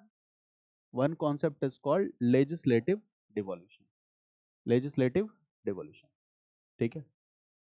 Legislative devolution, it means what, the items on which center can legislate, provinces can legislate, now it was clearly demarcated. किस पे centre कानून बना सकता है, किस पे state कानून बना सकती है, this was clearly demarcated. And now the provinces were given, okay, rights that they can make legislations on certain subjects. This is called legislation devolution of power. इसके पहले क्या था, legislative centralization. अभी क्या है, legislative devolution. मतलब centre कुछ specified subjects होंगे या लिस्ट ऑफ सब्जेक्ट्स होंगे on which the center can legislate. There will be some specified subjects or list on which provinces can legislate, ठीक है ना. एंड रेसिडेंरी पावर्स किसके पास रहेगा, जिसने सबसे ज्यादा बॉर्नविटा पिया है, वो कौन है, governor general and his council, 1+8, इसी के पास रेसिडेंरी पावर रहेगा. ऑब्वियसली जो सबसे पावरफुल है उसी के पास रेसिडेंरी पावर है. तो ये वाला स्ट्रक्चर आता है पहली बार, ठीक है ना, फर्स्ट टाइम. अच्छा, government will do what, central list में सारे इंपॉर्टेंट सब्जेक्ट्स रख लेंगे कि नहीं. जैसे अगर मान लो क्वेश्चन आ जाए कि 1919 के एक्ट से सेंट्रल लिस्ट में क्या था और प्रोविंशियल लिस्ट में क्या था, तो रट्टा नहीं मारना, आप गेस कर सकते हो, ठीक है. इंपॉर्टेंट सब्जेक्ट्स और आइटम्स को पहचाना. जैसे इफ आई से, ठीक है, डिफेंस किसके पास रहेगा, centre. Try to make guess, रट्टा नहीं मारना. इफ आई से कम्युनिकेशन किसके पास रहेगा, सेंटर. फॉरेन अफेयर्स किसके पास रहेगा, सेंटर. करेंसी किसके पास रहेगा, सेंटर. पोस्टल एंड टेलीग्राफ किसके पास रहेगा, सेंटर. पब्लिक डेट किसके पास रहेगा, सेंटर. तभी तो पहले कहते थे कि क्वेश्चन मत पूछो इससे related, all subjects will be with centre. अच्छा, अगर मैं ऐसे कहूं, लोकल सेल्फ गवर्नमेंट, जिम्मेदारी वाला काम है, किसके पास रहेगा, प्रोविंसेस. सैनिटेशन, साफ सफाई, किसके पास रहेगा, प्रोविंसेस. पब्लिक हेल्थ किसके पास रहेगा, प्रोविंसेस. एजुकेशन किसके पास रहेगा, प्रोविंसेस. एग्रीकल्चर किसके पास रहेगा, प्रोविंसेस. फेमिन रिलीफ किसके पास रहेगा, प्रोविंसेस. गॉट दिस आइडिया, ठीक है. So in this way the subjects were demarcated, ठीक है, सब्जेक्ट्स को डिमार्केट किया गया, central list and provincial list, ऐसे डिवीजन हुआ, ठीक है. अब इसके बाद जो मैं चीज आपको बताना चाह रहा हूँ वो सबसे इंपॉर्टेंट है. ये समझ गया ना, रेसिडेंरी पावर किसके पास होगा, Raja Babu, governor general and his council. और अभी इस काउंसिल में कितने मेंबर है, 1+8. This is the structure. Now what I have written here, changes that were introduced in provincial government. तो पहली बात समझ गए कि समझ गए आप कि provincial government has a provincial list जिसमें वो कानून बना सकते हैं, ठीक है ना. तो प्रोविंशियल गवर्नमेंट, देखो प्रोविंशियल गवर्नमेंट का स्ट्रक्चर क्या है. What is the structure of provincial government, it means there are provinces. जैसे मान लो कि बॉम्बे प्रोविंस हो गया, बॉम्बे प्रोविंस, गॉट इट. तो बॉम्बे प्रोविंस में क्या होगा, सेंटर में कौन है, governor general and his council. Province में कौन होगा, गवर्नर. जैसे आज हर स्टेट में एक गवर्नर होता है ना, सेंटर में प्रेसिडेंट है ना, राष्ट्रपति.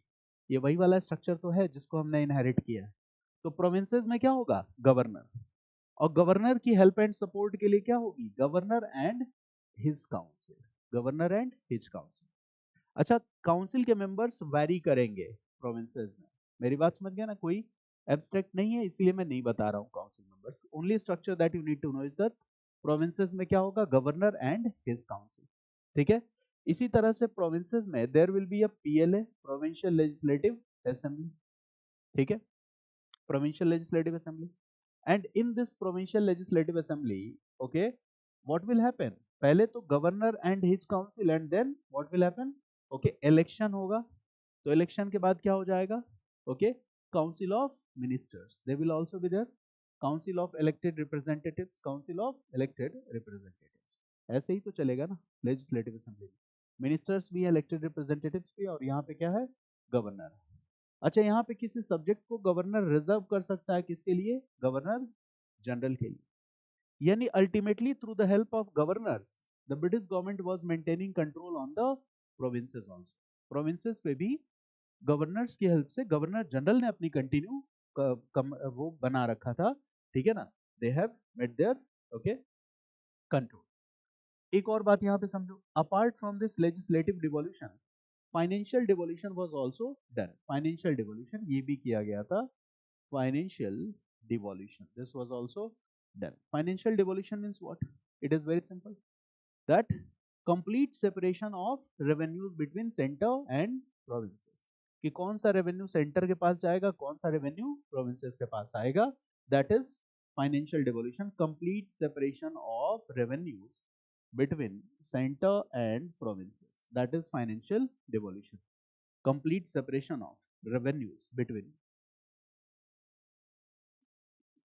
center and provinces, complete separation of revenue, ये सब कुछ होगा.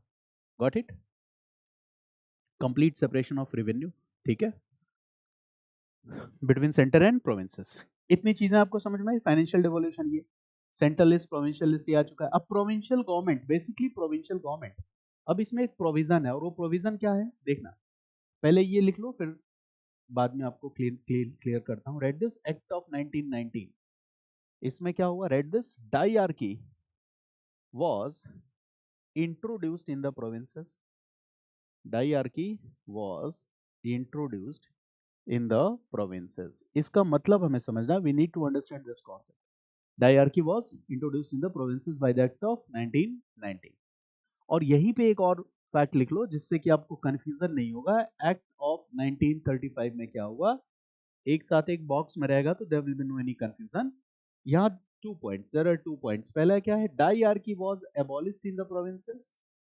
Diarchy was abolished in the provinces. Diarchy was abolished in the provinces. और क्या हो जाएगा, diarchy was introduced in the center. Diarchy was abolished in the provinces, and the second is diarchy was introduced in the center. Provinces में dyarchy को abolish कर दिया गया. ये सबसे पॉपुलर फैक्ट है ग्लिम्स एग्जाम का. When you will practice question, you will find that this question have been asked multiple number of times. Diarchy was introduced in the provinces by Act of 1919.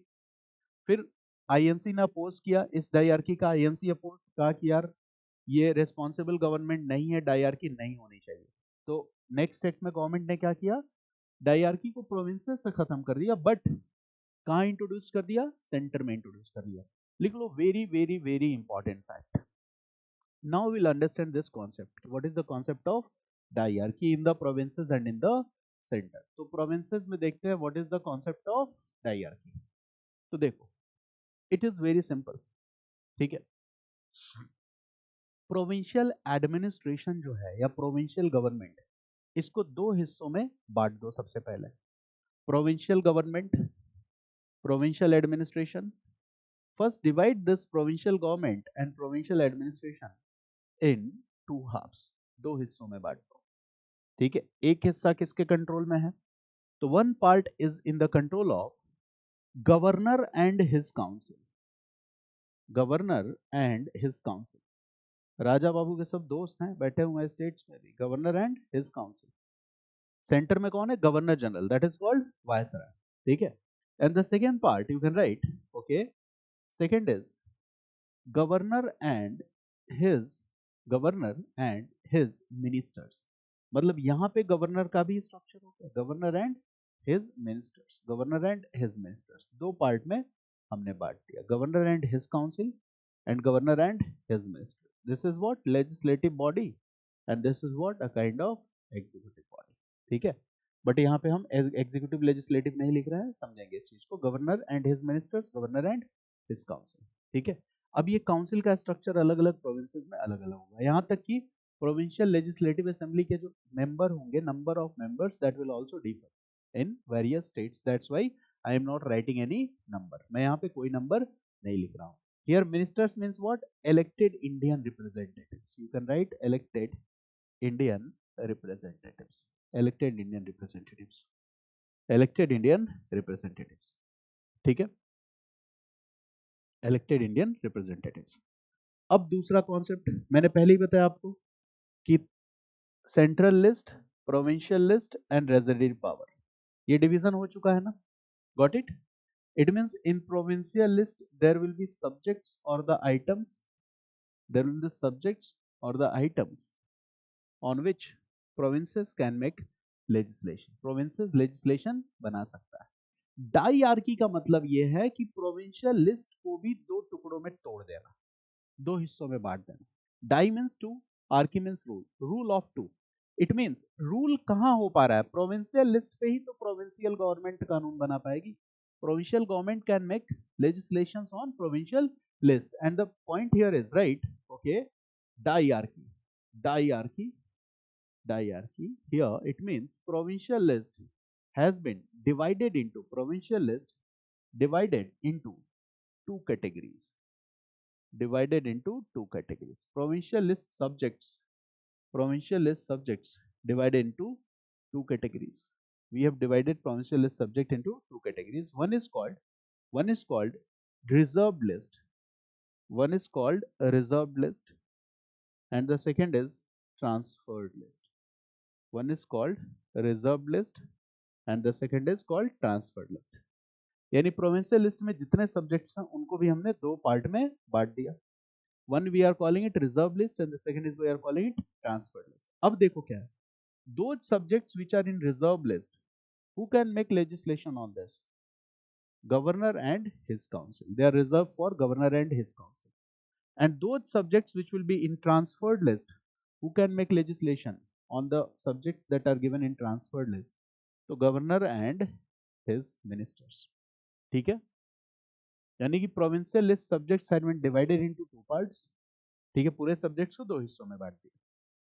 One part is called reserve list. Why reserve? Because it is reserve for governor and his council. ठीक है. Transferred list, the subjects, the power to legislation has been transferred to ministers. Ministers यही तो है. Election होगा तो elected representatives यहां आएंगे, Indian representatives. और इलेक्टेड इंडियन रिप्रेजेंटेटिव्स कहां कानून बना सकते हैं? ट्रांसफर्ड लिस्ट में बना सकते हैं. अब एक बात बताओ कि पहले ही सेंटर में सारा इंपॉर्टेंट है वो कहां चला गया? सेंटर के पास. अब जो प्रोविंसेस के पास बचा, प्रोविंसेस में सब प्रोविंशियल लिस्ट के सबसे इंपॉर्टेंट सब्जेक्ट्स किसके पास चले जाएंगे? Now just a simple guess that the most important subjects among the provincial list will go to where? Reserve और ट्रांसफर्ड? रिजर्व. अब देखो जितना फायदा वाला चीज है वो सब कहां डाल दो? रिजर्व लिस्ट में. जैसे land revenue, police, justice, irrigation, electricity, mines, factory, सब किधर ले आओ? रिजर्व लिस्ट में. कितना आसान है. ओके, अब गेस भी कर सकते हो. ये अगर क्वेश्चन आया कि बताओ डायरकी में रिजर्व लिस्ट में कौन सा और ट्रांसफर्ड लिस्ट में, तो on the basis of the importance you can easily guess कि लैंड रेवेन्यू यहाँ पे ले आओ, पुलिस लेके आओ, माइंस लेके आओ, फैक्ट्रीज लेके आओ, राइट, इरिगेशन लेके आओ. Okay, land revenue, police, mines, irrigation. ठीक है. जस्टिस सिस्टम लेके आओ, जस्टिस सिस्टम लेके आओ. ठीक है. प्रिंटिंग प्रेस जरूरी है क्योंकि प्रिंटिंग प्रेस की मदद से नेशनलिस्ट फीलिंग्स प्रोमोट की जाती है, तो प्रिंटिंग प्रेस लेके आओ. They all will be in the reserve list. Transferred list में क्या आएगा? जो जिम्मेदारी का काम होगा. जैसे लोकल सेल्फ गवर्नमेंट, यहाँ के क्या लेके आ जाओ? लोकल सेल्फ गवर्नमेंट लेके आ जाओ, सैनिटेशन लेके आ जाओ, हेल्थ लेके आ जाओ, एजुकेशन लेके आओ. यानी कि अगर एजुकेशन ठीक नहीं है तो who is to be blamed? आप ही. आप अपने नेताओं को ब्लेम करो. ब्रिटिश गवर्नमेंट विल से हम क्या कर सकते हैं यार, तुमने कहा आजादी, हमने दे दिया आजादी. Now Your representatives are looking after health, your representatives are looking after sanitation, your representatives are looking after education. हमसे क्यों शिकायत कर रहे हो? तुम आजादी मांग रहे थे, हमने दे दिया. This is the plan of the British government. अब आप समझ पाए कि एक तरफ क्या करो, if you are asking for okay more reforms, political reforms दो. मतलब वही कहानी है जो मैं एक बार बताया था कि आकाश की आदत क्या है, जब भी अपने दोस्त के बर्थडे में जाते हैं तो एक गिफ्ट लेके जाते हैं, फिर दोस्त के साथ फोटो वोटो खिंचवा लेते हैं, फिर उसके बाद 2 थप्पड़ लगा के उसको छीन लेते हैं, कहते हैं अब दे दे, काम हो गया, कल दूसरे दोस्त का बर्थडे है. मतलब एक हाथ से दो, दूसरे हाथ से क्या कर लो, वापस ले लो. दो तो फोटो वोटो खिंचवा के सोशल नेटवर्किंग साइट पे डालो और फिर दोबारा वापस लो, ये बात किसी को पता नहीं चलनी चाहिए. तो government is doing the same. ठीक है, तो ये समझना बहुत कॉम्प्लिकेटेड है. जैसे एंशिएंट इंडियन हिस्ट्री में there is a category of source that is called prashastis. ठीक है, बताया भी आपको. तो लोगों को ये लगता है कि प्रशस्ति में whatever has been written in the prashasti, historians write on the basis of that. Historians क्या कहते हैं, प्रशस्ति में क्या लिखा गया है, हमारा ध्यान इस पे नहीं रहता है. प्रशस्ति में क्या छुपाया गया है, हमारा ध्यान इस बात पे रहता है. उसको भी बेस बनाते हैं हम हिस्ट्री लिखने का. गॉट इट, ध्यान से समझो इस बात को. ठीक है, कि प्रशस्ति में तो भाई, if there is a ruler and ruler want to validate the power and if you are the poet at that time, तो आप क्या करोगे, उसकी बुराई करोगे क्या. ठीक है, मीडिया की तो आजकल हिम्मत नहीं पड़ती कुछ कहने की. ठीक है, तो वो तो समुद्रगुप्त का जमाना था. So historians say that we also take into care that what has not been written in the prashasti, what has been concealed, on the basis of that also we want to derive the historical information. तो बहुत ये पर्दे के पीछे वाली चीजें हैं जो अगर आप समझोगे तो you will realize that why Indians were discontented and why revolutionary spirit was being promoted. Subhash Chandra Bose को ये समझ में नहीं आएगा क्या, बताओ. इंडियन सिविल सर्विसेज, पढ़े लिखे थे ना वो सुभाष चंद्र बोस, ये तो उनको तुरंत समझ में आ जाएगा. कहेंगे क्या चल रहा है भाई. ठीक है, कंप्लीट इंडिपेंडेंस मांगो. That's why Subhash said complete independence, Nehru said complete independence. Now you are getting my point. This is what, this is called diarchy in the provinces. तो एग्जाम के लिए आपको क्या इसमें क्वेश्चन आ सकता है. The question is very simple. They can ask कि ट्रांसफर लिस्ट में क्या है, रिजर्व लिस्ट में क्या है. तो you can make some guess. अगर आपने एक या दो को गेस के बेसिस पे पकड़ लिया तो आंसर इजीली कर लोगे. ठीक है, बट अगर आप सोचोगे कि रट्टा मार के जाएं, पता चला आपने 10 सब्जेक्ट्स याद किए, उसने उसके बाद वाला पूछ लिया, बियॉन्ड पूछ लिया, तो दिक्कत हो जाएगी. ओके, दैट्स व्हाई इसे रीड करो, और जब आप रीड करो you will be able to guess smartly. वो केवल और केवल पढ़ने के बाद होगा. ठीक है, चलिए, दिस इज क्लियर. अच्छा, प्रोविंसेस की बात कर रहे थे तो in this time when this act of 1919 was introduced, there were 8 provinces. total number of provinces क्या थे, 8. जिसमें आपको पता है 8 provinces तो बंगाल, मद्रास, बॉम्बे, ये तो होगा ही होगा. ठीक है, यूनाइटेड प्रोविंस, सेंट्रल प्रोविंस, ये भी होगा. You all know this. इसके बाद क्या आ जाएगा, बंगाल, मद्रास, बॉम्बे, तो एक उड़ीसा को भी हमें लिखना होगा. Orissa will be also there. ठीक है, then Punjab will be there, Punjab. Then एक और है that is Assam, north east में असम, असम. ठीक है, असम. ठीक है, so these are the provinces. तो उस समय टोटल 8 प्रोविंसेस हैं. Got it. अच्छा, प्रोविंशियल लेजिस्लेचर क्या है, यूनिकैमरल है कि बाई कैमरल है 1919 के एक्ट में. So it is unicameral. याद रखना कि provincial legislatures were unicameral, provincial legislatures were unicameral. ठीक है, सेंट्रल लेजिस्लेचर क्या है, इट इज यूनिकैमरल और बाई कैमरल, बताओ. Okay, bicameral. Which kind of elections were introduce, direct और इनडायरेक्ट, 1919 के एक्ट से. which kind of elections will be introduced, सब key points, these are the key points for the exam, direct or indirect. So the answer is direct election. ठीक है, direct election था. 1909 के act से कैसा था, indirect election. SES was continued or not, you will say that yes, SES continue होगा और extension भी है. ठीक है, मुस्लिम्स के अलावा सिख को भी SES दिया गया. this has been done. What about the electorates, electorates were divided or not, you will say yes. General electorates, special electorates and okay communal electorates, ये इलेक्ट्रेट्स थे. What about franchise, universal adult franchise, ये था कि नहीं concept, answer is no. The franchise was very limited, it was narrow franchise. If someone ask what was the narrow franchise, you can easily explain.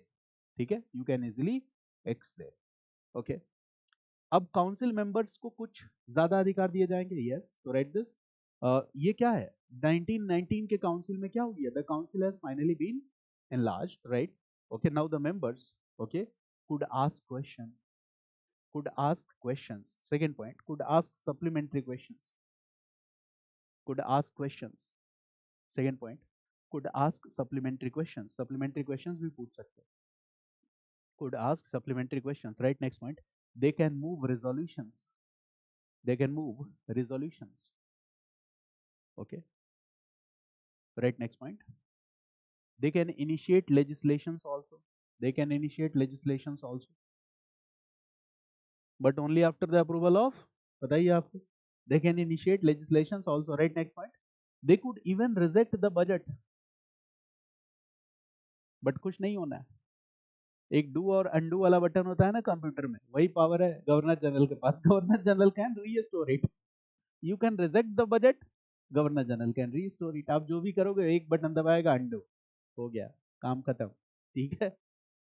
So governor, तो अब आप बताओ कि on one side government is giving impression कि हमने इतने सारे आपको अधिकार दिए, हमने इंडियंस को इनकॉर्पोरेट किया, आप रेजोल्यूशंस ला सकते हो, क्वेश्चंस पूछ सकते हो, सेंट्रल लेजिस्लेटिव असेंबली में बिल्स इंट्रोड्यूस कर सकते हो.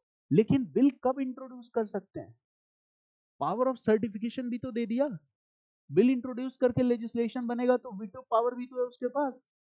बजट को रिजेक्ट करेंगे तो वो रीस्टोर भी तो कर सकता है.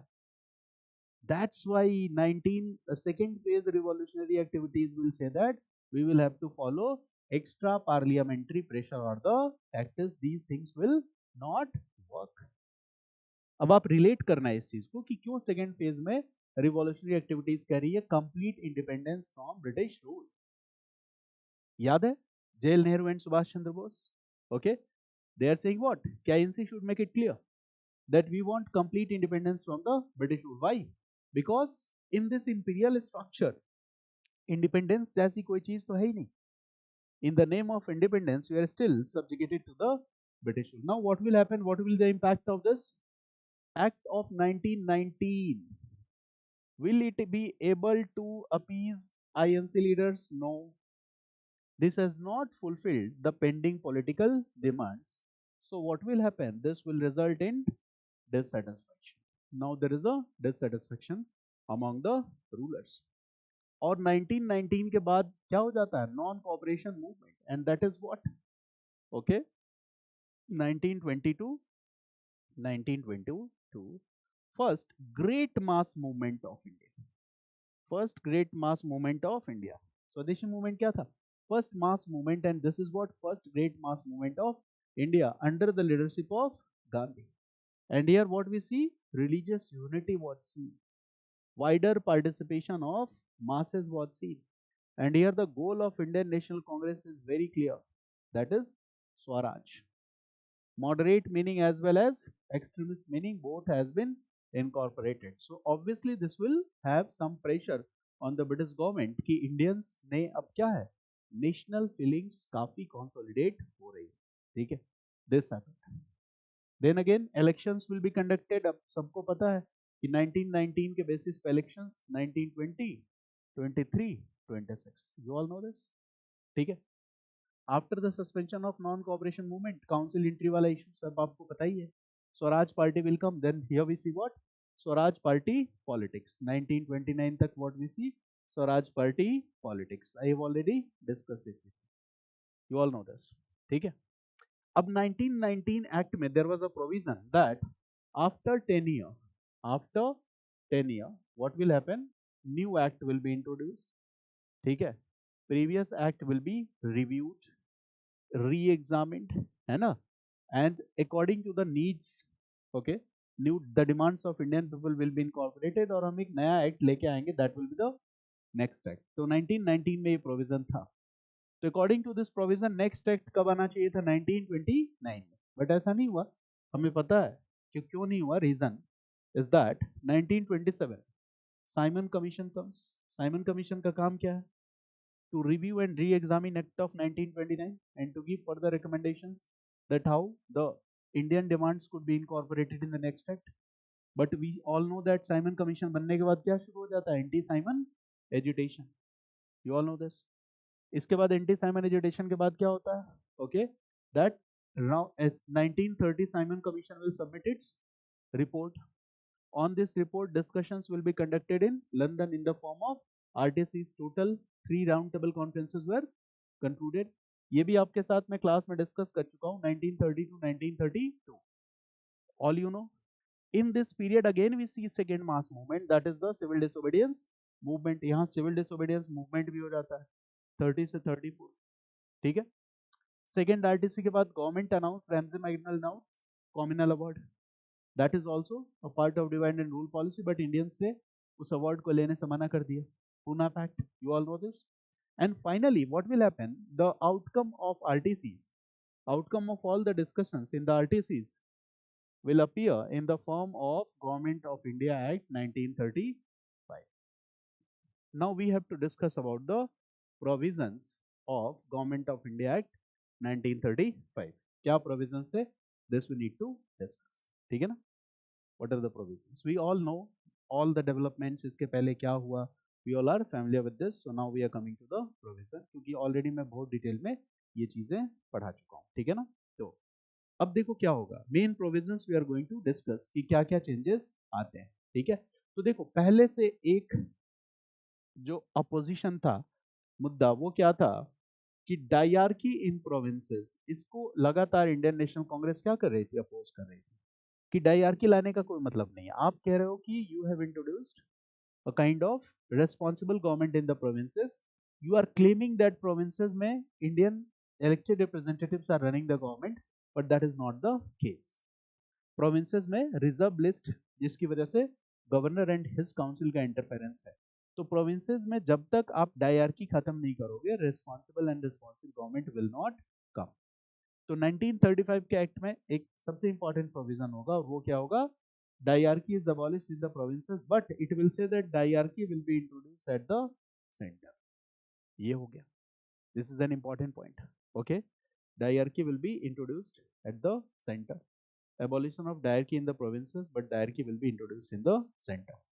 अब देखो ये प्रोविजन किन किन चीजों की बात करता है. It talks about all India federation. It talks about all India federation. ये प्रीलिम्स का क्वेश्चन भी था last year. Okay, this year, not last year. Government of India act 1935 talks about all India federation. ठीक है. And this federation will be composed by provinces and ठीक है, Indian states. And when we are saying Indian states, it simply means what? Princely states. Got it? तो all India federation का concept दिया और कहा कि इस फेडरेशन में, ठीक है, कौन कौन होगा? ओके, प्रोविंसेस भी होंगे और इंडियन स्टेट्स भी होंगे. Got it? बट स्टेट्स के लिए this option is voluntary. If they want to join they can join. तो ये ऑप्शन क्या रखा? वॉलेंटरी रखा. तो हमें क्या याद रखना है? ऑल इंडिया फेडरेशन की बात की गई थी. यस, ऑल इंडिया फेडरेशन में दोनों को रखने की बात की गई थी, provinces and Indian states of the princely states. But princely states के लिए क्या था? ये ऑप्शन क्या था? This was like okay voluntary. दूसरी चीज क्या है? सेकेंड इंपॉर्टेंट पॉइंट, सेंटर पे आ जाते हैं. सेंटर पे, तो सेंटर में क्या इंट्रोड्यूस किया गया? We all know diarchy. And what is the meaning of diarchy in the centre? Diarchy का मतलब क्या है? तो वेरी सिंपल, जो सेंट्रल लिस्ट वाले सब्जेक्ट्स हैं, they will be divided into two part. एक क्या हो जाएगा? Reserve list, and the second will be transferred list. ठीक है. रिजर्व लिस्ट किसके पास चला जाएगा? Governor general and his council के पास. और ट्रांसफर्ड लिस्ट किसके पास चला जाएगा? तो जो इंपीरियल लेजिस्लेटिव असेंबली है, जिसमें governor general and council of ministers हैं, वहां पे आ जाएगा ट्रांसफर्ड लिस्ट. ओके, तो ये कहा गया ट्रांसफर्ड लिस्ट. Okay, clear? बस इतना याद रखना है. इसमें बहुत ज्यादा डिटेल में इसलिए नहीं जाना है कि इसका इंप्लीमेंटेशन नहीं हो पाया था. That's why we are not entering into very much detail. ठीक है, अगर प्रॉपर इंप्लीमेंटेशन होता तो मैं बहुत अंदर जाके स्ट्रक्चर में इसको बताता. ठीक है. इसके बाद सेंट्रल लेजिस्लेटिव असेंबली के बारे में क्या बताया इसने? सीएलए के बारे में. तो it will say that it will be federal legislature, इसको फेडरल लेजिस्लेचर कहा जाएगा, federal legislature. And here this federal legislature will be divided into two parts. One will be the Federal Assembly and the second will be Council of State. एक को कहा federal assembly, this will be the lower house and this will be the upper house. ठीक है, federal assembly and council of states. ठीक है ना. Federal assembly में provision ये था कि there will be 375 members, total 375 members होंगे. ठीक है, जिसमें ओके देखो Indian provinces and Indian states और नेटिव स्टेट्स और princely states. So it's saying that provinces से how many members will come? So 250 will come from provinces and 125 from the princely states. ये structure था कि federal assembly lower house में. ठीक है, total 375 members. This will not be asked in exam, again this data will not be asked in exam, just to make you understand. अब आप कभी नहीं भूलोगे कि ऑल इंडिया फेडरेशन में प्रिंसली स्टेट्स थे कि नहीं थे. कितना कंफ्यूजन हुआ था क्वेश्चन देख के, बच्चे को भूल गए और थे कि नहीं. अगर आपने ये स्ट्रक्चर एक बार पढ़ा है तो आप कभी नहीं भूलोगे. ये तो सीधा सीधा कह रहा है कि स्ट्रक्चर में फेडरल असेंबली में प्रोविंसेस, इंडियन प्रोविंसेस से 250 मेंबर्स आएंगे और प्रिंसली स्टेट से कितने आएंगे? 125. इसका मतलब थे, ऑब्वियस है, प्रिंसली स्टेट्स को इसमें इनकॉर्पोरेट किया गया था. That is the basic idea. Got it. In the same way council of states में 260 मेंबर्स होंगे, 260 मेंबर्स होंगे. ठीक है, काउंसिल ऑफ स्टेट्स में 260 मेंबर्स होंगे, जिसमें 156 104 156 104. ठीक है, this will be the structure. Okay, तो they will come from 156 will come from Indian provinces and 104 come from princely states. ठीक है ना. 104 कहां से आएंगे? प्रिंसली स्टेट्स से. ठीक है, इंडियन स्टेट्स से. But this proposed federation never came into existence. This proposed federation never came into existence. ये proposed federation, this never came into existence. Proposed federation never came into existence. But now if UPSC asks a simple question, that government of India talks about, government of India 1935 talks about all India federation and it will comprise of provinces and princely states, Indian states. तो अब आप गलत करोगे? बताओ, नहीं करोगे. अगर पहला लाइन रट्टा मारे होते तो देयर आर चांसेस कि एग्जाम में आपको कंफ्यूजन होगा. अब वहां भूलोगे तो फिर याद आएगा अरे कुछ मेंबरशिप स्ट्रक्चर भी था. But this data is not important, this will not be asked in your exam. मैंने बताया है बस to understand the entire story or the crux of the information. It will not be asked in the exam. Right, next point. Provision for Federal Bank of India. There was provision for Federal Bank of India. There was provision for Federal Court. Provision for Federal Bank of India. तो ये 1935 Federal Court, 1937 it was established in 1935 and 1937 consecutively. ठीक है, got it. अब एक और सबसे important point है, इसको हाईलाइट कर लेना जो मैं बताने जा रहा हूं. आप ये बताओ कि ब्रिटिश पार्लियामेंट इंडिया के एडमिनिस्ट्रेशन को किसकी हेल्प से देखती थी? SOS plus India council. India council is a 15 member council. तो गवर्नमेंट ने कहा कि जब इतना ब्रॉड स्ट्रक्चर हमने बना ही दिया, फेडरल असेंबली और ये सब, तो इसकी जरूरत रह कहाँ गई इंडिया काउंसिल की? तो this is an important fact. क्या ये पूछा जाता है एग्जाम में कि इंडिया काउंसिल को एबॉलिश किस एक्ट से किया गया? तो what will be the answer? 1935. Got it? What I mean to say, India council structure कब आया था बताओ? By the act of 1858. ठीक है, तो right this India council, this structure was abolished. now India council आया था 1858 के एक्ट से and it was abolished by 1935 act. वहीं पे लिखिए India council, this was abolished. ठीक है, बिकॉज इसकी जरूरत थी ही नहीं. There was no any need of this India council. ठीक है, जरूरत. अच्छा बताओ एससीएस का क्या होगा? Separate electorate system. गवर्नमेंट कभी उस पॉलिसी से कॉम्प्रोमाइज नहीं करेगी. It means electorates will be general electorates, separate electorates, separate electorates and special electorates, special electorates. अच्छा, सेपरेट इलेक्टोरेट्स में, सेपरेट इलेक्टोरेट सिस्टम में मुस्लिम्स तो होंगे ही. ठीक है, इसके बाद सिख, इंडियन क्रिश्चियंस, ठीक है, इस तरह से Europeans many new categories will be created, ठीक है, European 6 many new categories will be created.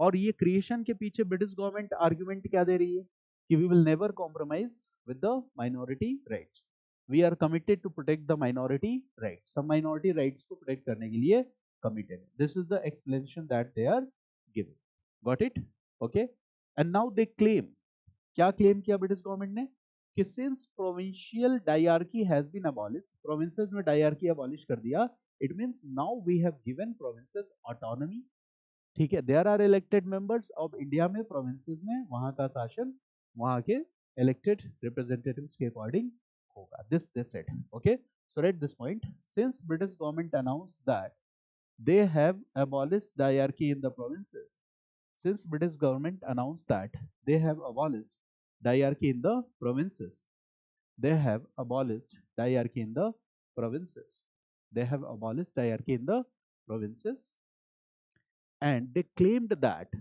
they have responsible, they have, they claimed that they have uh, established a responsible and responsive government in provinces, and they claimed that they have established responsible and responsive government in the provinces, they have established responsible and responsive government in the provinces, ठीक है, they have established responsible and responsive government in the provinces, ठीक है, और क्या किया है, ठीक है, they have ensured the autonomy of the provinces also, ये claim किया कि they have ensured the autonomy of the provinces, they have ensured the autonomy of the provinces, they have ensured the autonomy of the provinces, got it, ensured the autonomy of the provinces।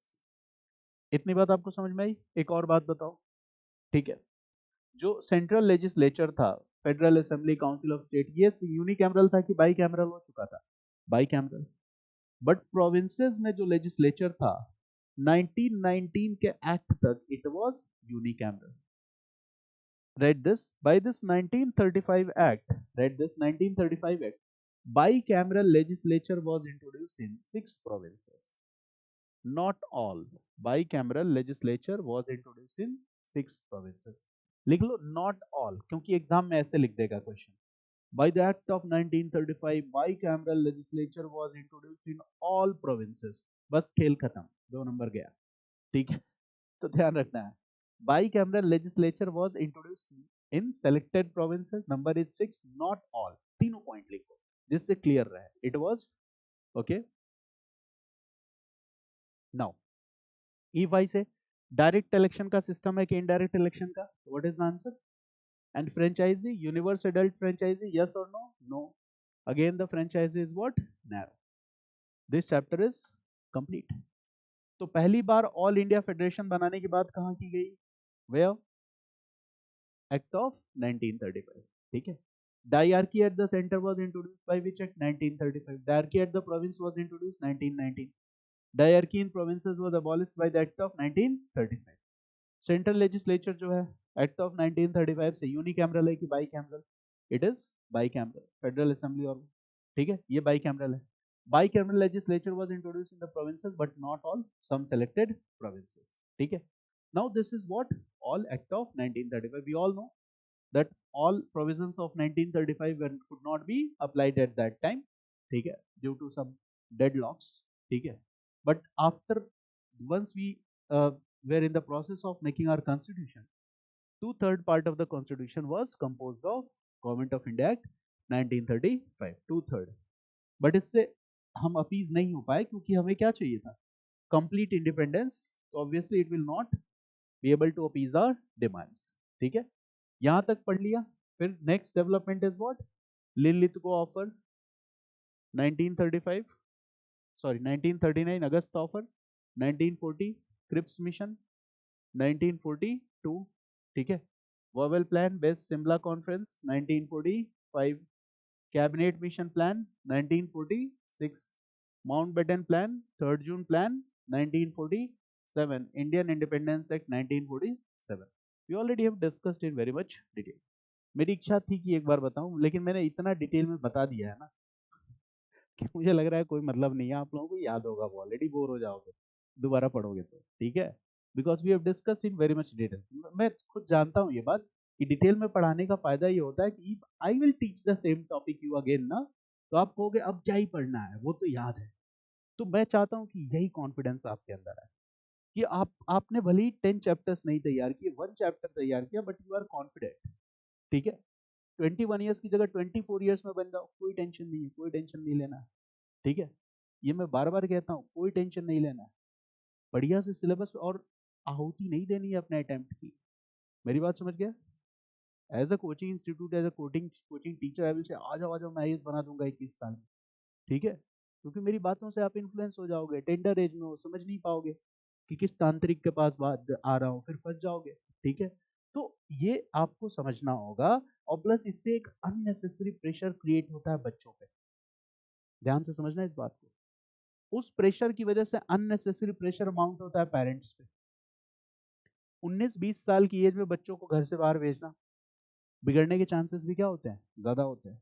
तो मैं तो कहता हूँ कि online education में घर बैठ के एक एक चीज को ठीक से तैयार करो, फाउंडेशन कोर्स को, ठीक है। और फिर कंसोलिडेट करने के लिए hardly you will need 5 to 6 months to consolidate your preparation, ठीक है। और आप फिर वो 10% की रेस में आ जाओगे, बाकी 90% तो बस यूं ही है, ठीक है। जिसको देख के जब आप सफल होगे तो आपको बहुत प्राउड फील होगा कि मैंने इतने सारे लोगों के बीच में compete किया है, ठीक है। Number is not that much large, ठीक है, हमेशा ये ध्यान रखना है। तो ऑलवेज स्टैंड, ठीक है, different from the crowd, crowd के पीछे नहीं चलना है, ठीक है। एग्जाम देना है तो रिजल्ट के लिए पढ़ रहे हो ना, ठीक है। टाइम पास के लिए थोड़ी ना पढ़ रहे हो, नहीं तो बैठ के मूवी देख रहे होते आप, क्लास देखने की क्या जरूरत है। तो जब आप अपने लाइफ का 1-2 साल दे रहे हो तो थोड़ा ठीक से दो, ठीक है, सीरियसली दो, अदरवाइज बेटर और भी कई सारे काम है वो कर लो, ठीक है। तो टाइम नहीं खराब करना है अपना, ठीक है। तो आई hope you have understood this entire segment, पूरा पढ़ा आपने, ठीक है। बीच बीच में अभी तो चूंकि I am recording all the courses, तो once this part will be finished, तो थोड़ा उसके बाद में बीच बीच में कुछ टॉपिक्स इंटीग्रेटेड लाता रहूंगा, उसको भी देखते रहना। तो जब कभी टाइम मिला संडे को तो 1 घंटे या 2 घंटे का लेक्चर देख लिया, स्पेशल एपिसोड, तो उससे आपके आइडियाज इंटरलिंक होंगे, ठीक है ना। तो बीच बीच में मैं ऐसे एपिसोड्स भी लाऊंगा। The second part is post independence, जिसको okay at least 15 days gap I will give you, ठीक है। And you will do what? 10 plus 5.